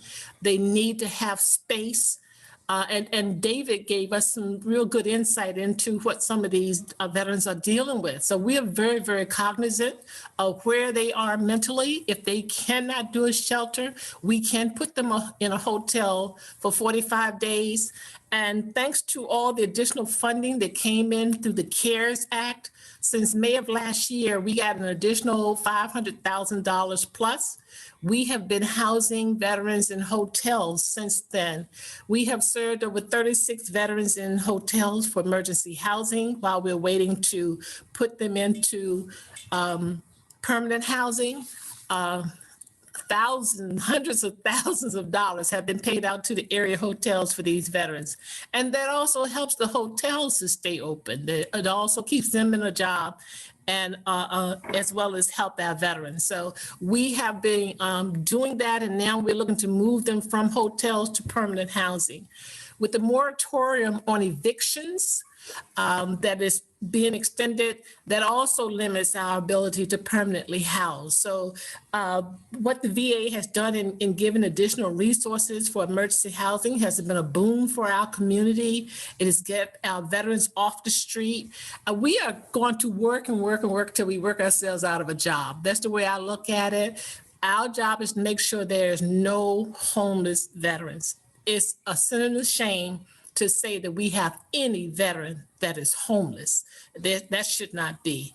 We want to sustain veterans in housings once they're placed. We want to make sure that they have the resources they need to keep that housing once we put them there. Jobs that pay a living wage. There's a lot of retail here, restaurant, service industries on the shore, and not much manufacturing going on. That's an issue for livable wage jobs. With the COVID situation, a lot of jobs closing down. We're struggling right now to get good placement for the veterans that can afford housing. Our landlords have changed their stances in the past few years. They worked with us very well when we first started this 9 years ago, but now they're requiring income levels that the jobs on the Eastern Shore really don't support. So we are really struggling with that, but we're working with our partners to also to get over that. And I'll talk about that more when we get to the next program. Next slide, please. That program I had mentioned is the Homeless Veteran Reintegration Program, HCRV. This program that we have is the Employment Assistance Program, which one of our good partners is Sharon Eggleston and the Department of Labor. This is funded by the Department of Labor. We're in our 4th year providing this service, and it was absolutely necessary to ensure that we can keep our veterans in their housing. This was our missing link that has now been filled in by labor. And our partners on the ground, Sharon Eggleston in the Midshore and John Walker in the Lower Shore. And like she said, they have 2 offices, but we're one team. They have done a yeoman's job in helping us in getting that veterans trained, getting that veterans placed, and also making sure that they work with us through all the obstacles that the veterans have to face.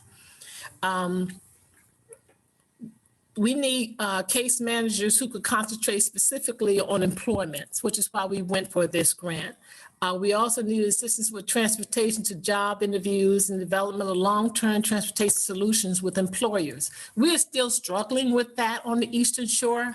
We need a different model here for transportation. We need more integrated transportation for the entire shore. We need public transit that can go county to county on a consistent basis.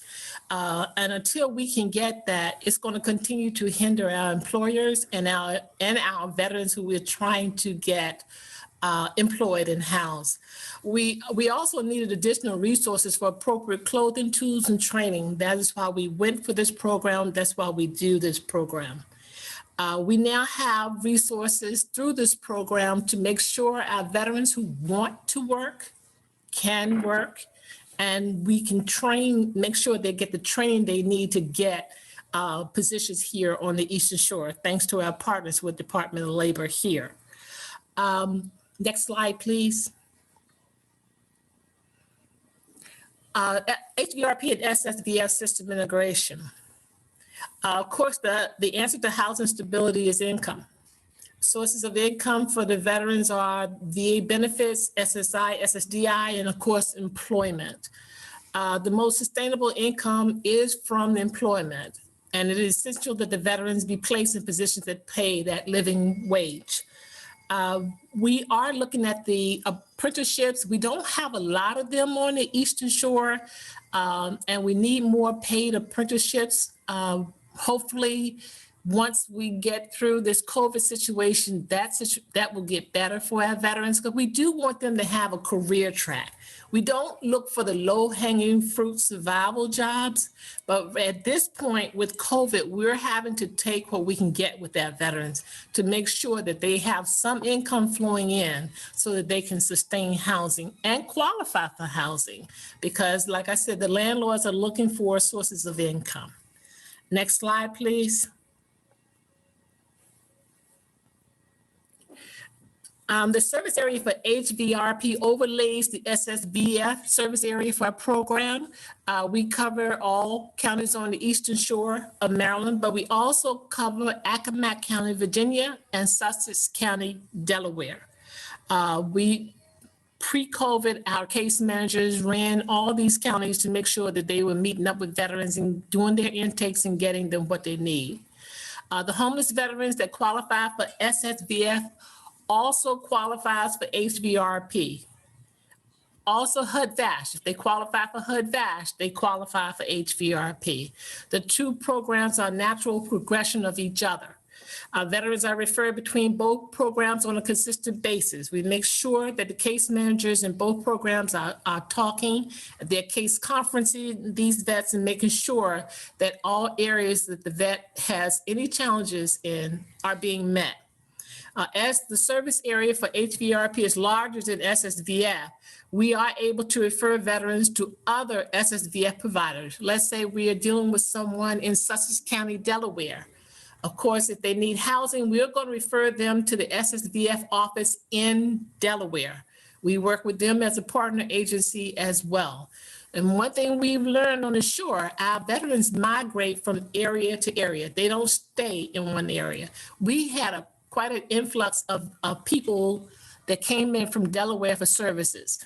On the Eastern Shore of Maryland, we have built a wonderful system here, and people know the resources are here. So we've had a lot of people come in to avail themselves of those services. So we make sure we partner with Virginia, with Delaware, to try to keep people in their environs so that they will avail themselves of the systems that's already been set up where they currently live. Next slide, please.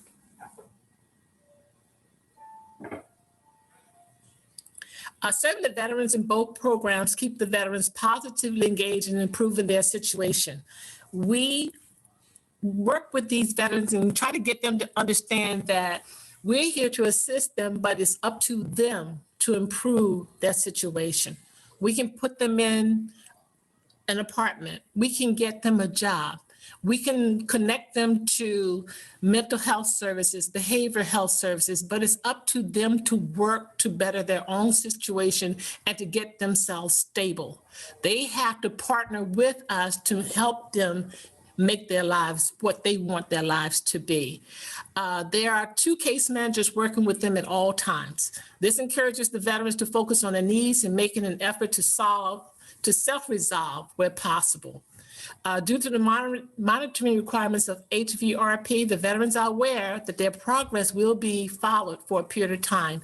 We don't just put them in a job and leave them. We're following up with them for 18 months. They're also aware that the case managers are available to them as needed. Once they're placed in a job, we don't stop checking on them. Once they're placed in housing, they still can avail themselves of our case managers. Integrating the programs also increases the housing retention rate. So far in dealing with these programs, we have a housing retention rate about 85%. Next slide, you can go to the next slide. St. James, we believe in a holistic service approach. Although we use the Housing First model, we ensure that the veterans have resources or access to resources to help them to sustain their housing. Ending veteran homelessness is our goal, and ensuring the veterans receive support and sustain is our mission. I wanted to add also, we are a member of the opioid intervention team here in the Lower Shore. We make sure that we are aware of the different challenges that these veterans are facing. It's not just PTSD, it's not just mental health issues, it's substance abuse in a lot of cases. Our most difficult veterans to work with are those that are dealing with substance abuse or they're dually diagnosed. The VA has been very, very active in providing additional resources. They provided us funding last year to add to our program a healthcare navigator. This person interfaces with all of the veterans that come into our programs that are dealing with mental health, behavioral health needs, or physical health needs. A lot of the veterans that we serve are not VA eligible, so they don't get to avail themselves of health care the way that they need to. This new position that started with their agency in November of 2020 now connects these veterans up to local health care so that we make sure that these veterans are well and that they understand that their health is very important to us, as well as to make sure that they are being safeguarded against the COVID-19 virus. We want to make sure we keep them healthy and safe. So far, so good. We have only had 3 veterans that I'm aware of that has contracted COVID. And thankfully, we have not lost any of them. So the program is working well.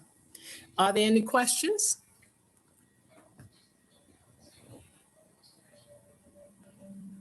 This information will be provided to you after this meeting, and you can contact me. The information is on the first slide as to how to contact me at any time. My phone is on 24/7. I never turn my phone off. Thank you all very much.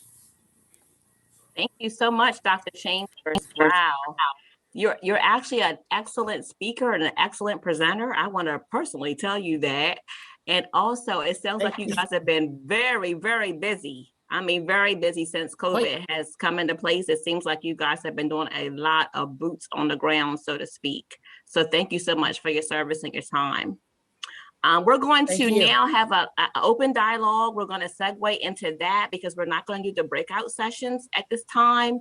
And Belinda's going to go ahead and coordinate this. We're going to ask you guys a general question, and we're going to all communicate openly here on this platform. So I hope you're all in agreement with that.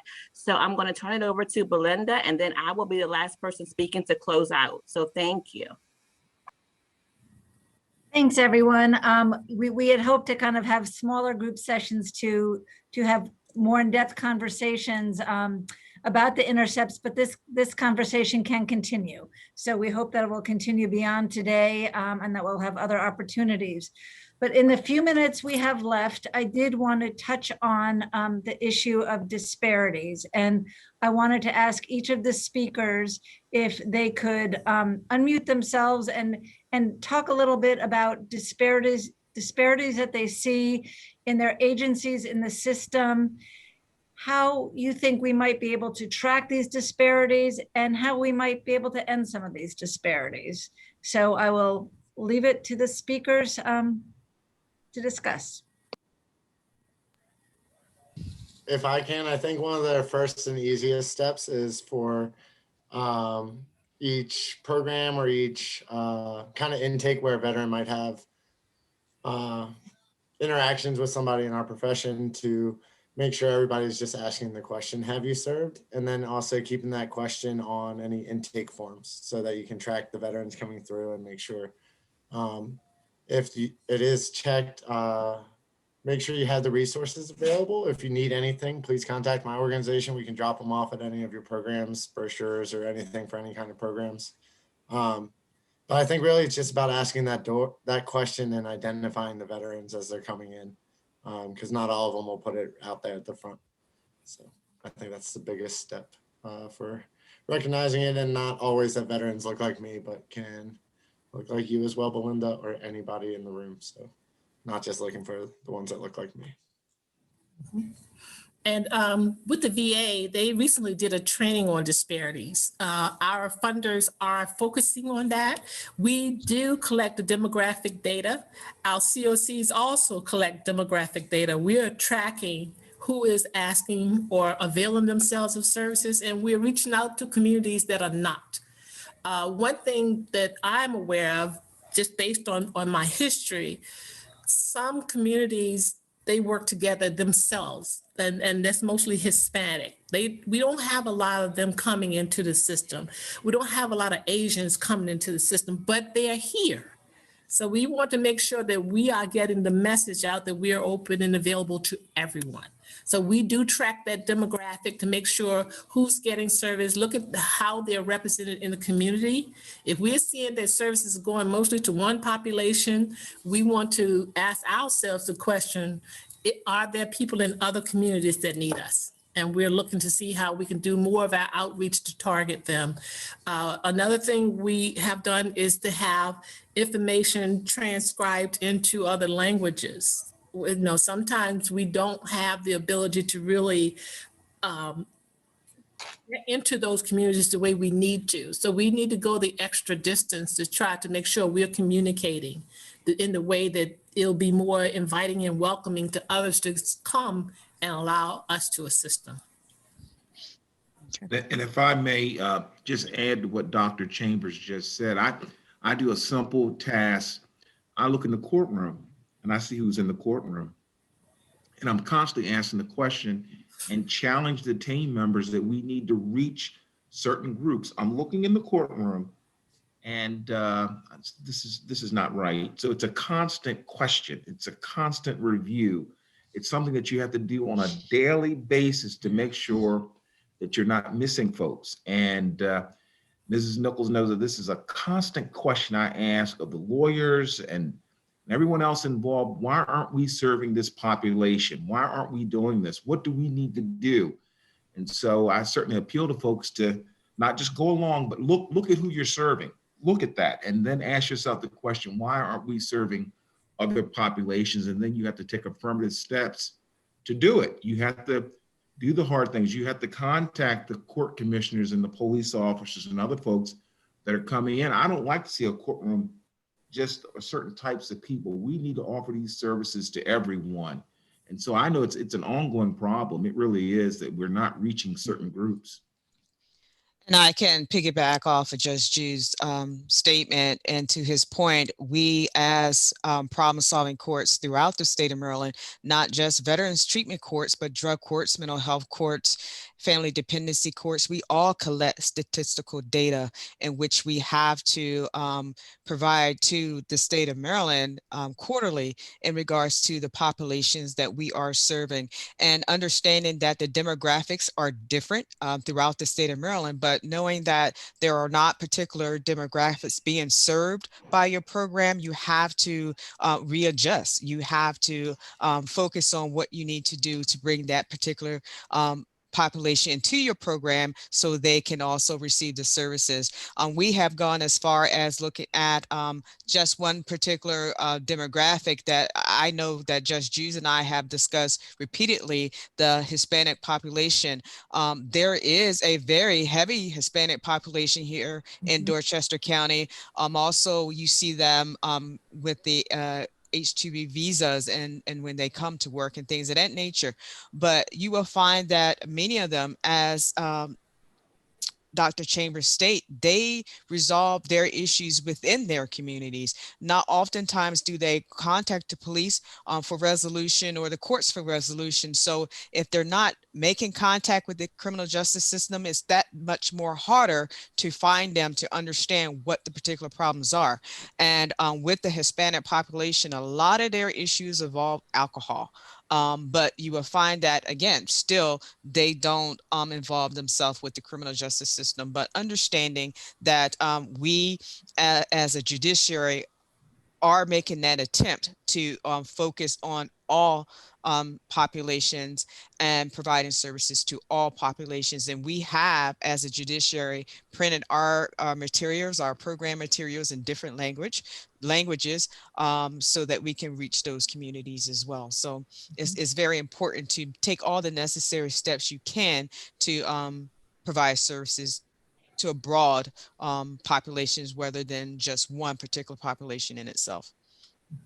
And I would just like to say, from the VA healthcare's perspective, of course, they would like to think that they don't have any barriers or disparities, but they do. We do. And what we try to do is we try to look at the demographics in our particular catchment areas. So, for instance, in Baltimore City, our population looks more like what the city's just makeup is, from ethnicity and things of that nature. The VA has done a really big job with trying to engage female veterans and ensuring that we're providing female veterans with, gender-specific health care. So, we have, reproductive care for our female veterans. We have specific military sexual trauma for our female veterans. Female veterans experience PTSD differently. Female veterans deal with suicide prevention differently. And they also have homeless issues that are different from our male veterans when it comes down to, female veterans are disproportionately homeless with children. The VA does not serve children. The VA actually does not serve families, and people don't, even know that much about the VA when they expect that the VA mirrors active duty. We don't. So we deal with the veteran primarily, and our goal is to try to address the veterans and the veterans' needs specifically. So in the past, we used to have a lot of what we call challenges, where our community partners get to come in and tell us what they think that we need as the VA to provide these auxiliary services other than VA healthcare. So that's how veterans justice programs actually came into play, because our community partners in certain geographical areas were noticing that they had a disproportionately high number of veterans with disorders that were coming into their courts and that were having punitive actions against them, sanctions, because they were having alcohol issues, they were having, substance use disorders, they were, having a lot of family discord because of PTSD. So the disparities come in primarily where we aren't capturing individuals that make up our demographics in our areas. So I would like to think that when it comes down to serving female veterans, we do have limitations in providing them homeless resources, because they are, primarily the head of households, and we don't serve children. So we're always looking for our community partners to provide those gaps.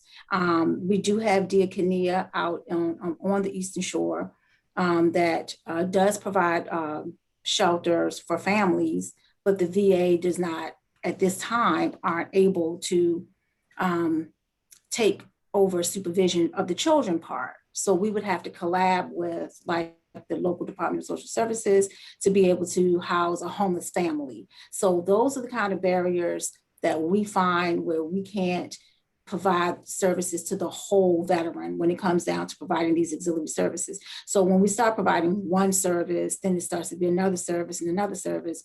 And it looks like that we have disparities, but in reality, because we are limited to healthcare, we have to partner with people like, Judge Jules and SSVF programs like St. James and, Maryland Services for Veterans to help us to provide all of those things that the VA as a medical center can't do. So demographically, we do have a small number of Asians and a small number of Hispanics that have served in the military, and Native Americans that serve in the military. So we find that in areas like Alaska, we had Alaskan veteran that come here, female veteran with a history of alcohol and TBI, who has served in the military. And you know, we were surprised to get her, but we were excited about the to be able to capture that particular geographic. So we do have national services even in Alaska, because that's a state, and but it looks different in each location. So we want people to be culturally sensitive and try to make sure that we are not just wanting to serve those individuals, but also sensitive and informed enough to address what their needs are, including, you know, female veterans. And I do want to applaud Judge Jews for, you know, presenting that to us as a court, and trying to gain more coverage and outreach to other groups, especially female veterans, because, you know, my mom is a female veteran. I'm real sensitive about the fact that, and I'm a female, so we are left out of a lot of things. And so just the fact that we can't cover the whole person and the whole psychosocial situation, but we do have partners that can. So as I said before in my presentation, if you think that is an opportunity for a partnership where there's a gap in services that would benefit our veteran population, please reach out. You know, we're always willing to serve our veterans at the highest levels, and we can't do it alone. So, you know, I thank all of you for your service and helping us to serve veterans as at the optimal level, because that's what we seek to do. And another thing we also need to look at is the gender disparity when we are providing our services.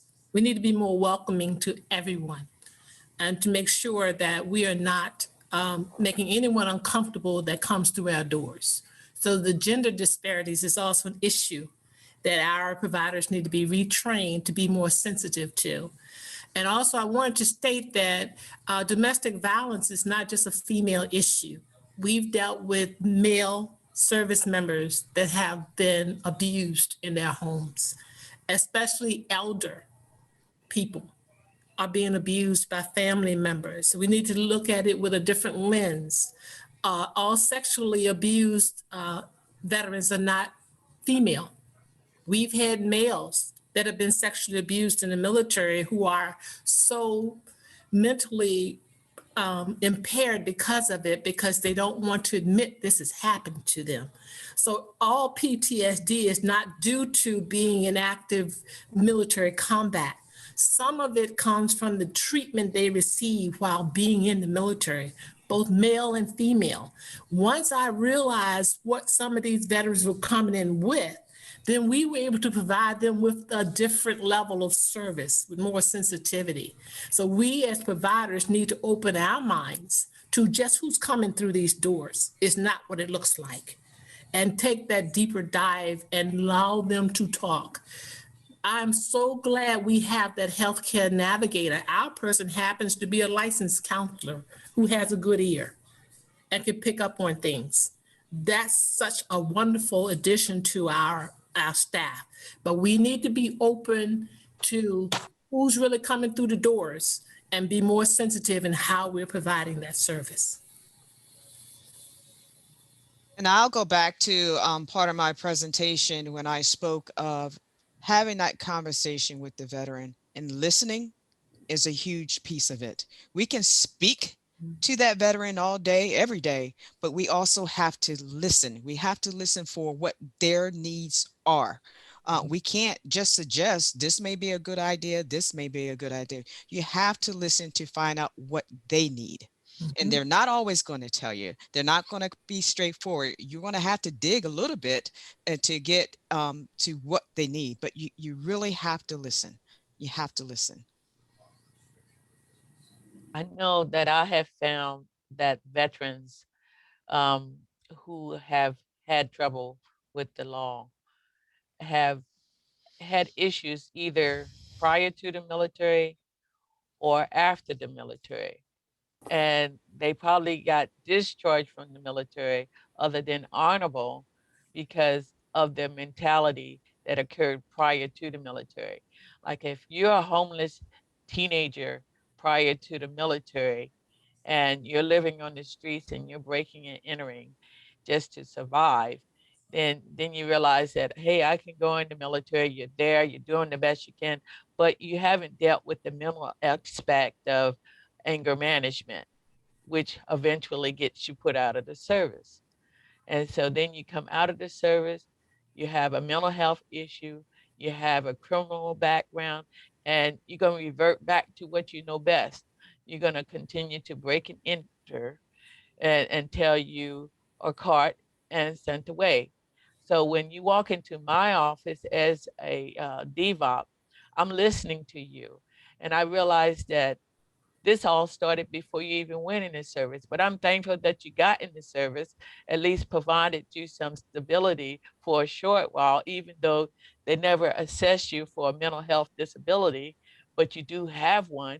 And I'm here to help you get treatment for that, because you're not going to be good to anyone if we can't get your mental health stabilized. If you have an anger management problem and you're not taking care of it or addressing it, it's going to follow you into employment. It only takes one person to say the wrong thing, and the next thing you're walking away from the job or you are arguing with everyone. If you walk away from the job just because this person said something to you, now you're unemployed and they're still employed. Now I have to start all over with you again to find you another job. So I have to find the root cause of why you cannot keep a job, and that goes right back to the mental health aspect of our veterans that are dealing with a whole lot of things, not just doing the military, but prior to, doing, and after the military.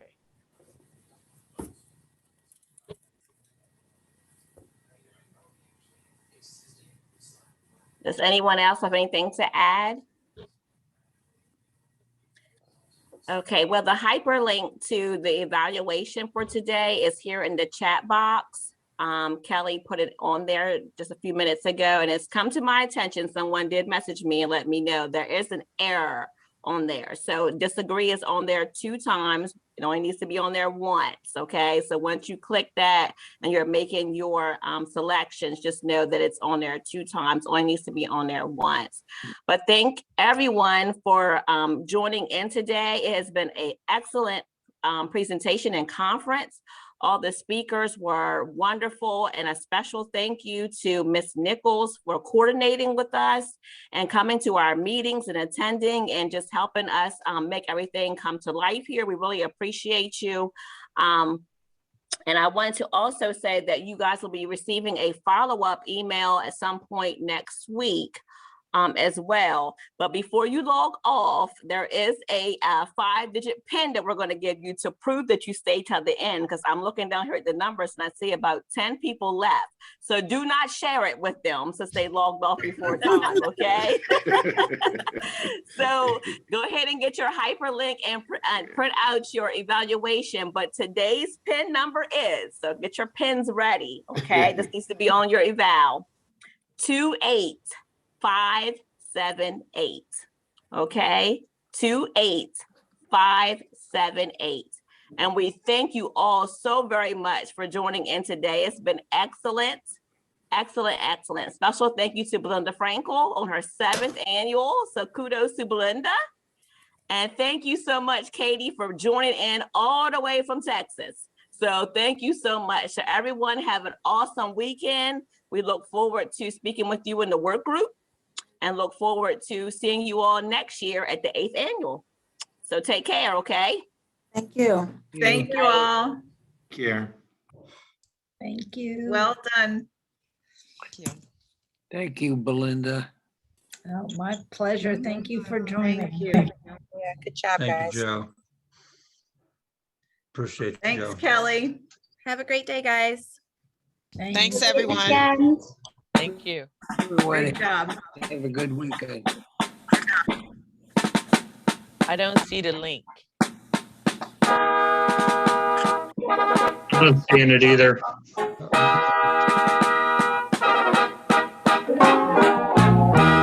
Oh, beautiful. Emailing the link, I can't remember. Ah, heroes. Yeah, we can email it. It's our website address with / There we go. conference. There it is. Yep. Thanks, Jasmine. Thank Hi, you, everybody. Jasmine. Yes, thank you, everybody. I was just gonna, yes, there's the Great link. job. Yes. Thank you, Kelly. Thank you, Kelly. Akina and Katie and everybody. Amazing presentation. Thank you. So I just wanted to catch up Good because to see I you all. actually Bye, guys. spoke Bye. with my partner today. In liberation.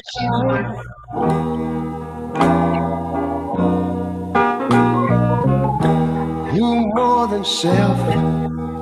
Okay, good. So, and it was just prompting me to I had that more time thinking about. I'm just concerned because Country love. Hey, Joe, you there? Hear me? It's good to see you, Joe. Appreciate you, man. Good to see you. And you too, Tanya. Good to see you. Miss Akima. Appreciate you and appreciate all them DLRs, jobs, ma'am. And it was great listening to you. Great presenter. Thank you very much. TT, see you. Nice seeing all of y'all too. Hey, JoJo. Take care.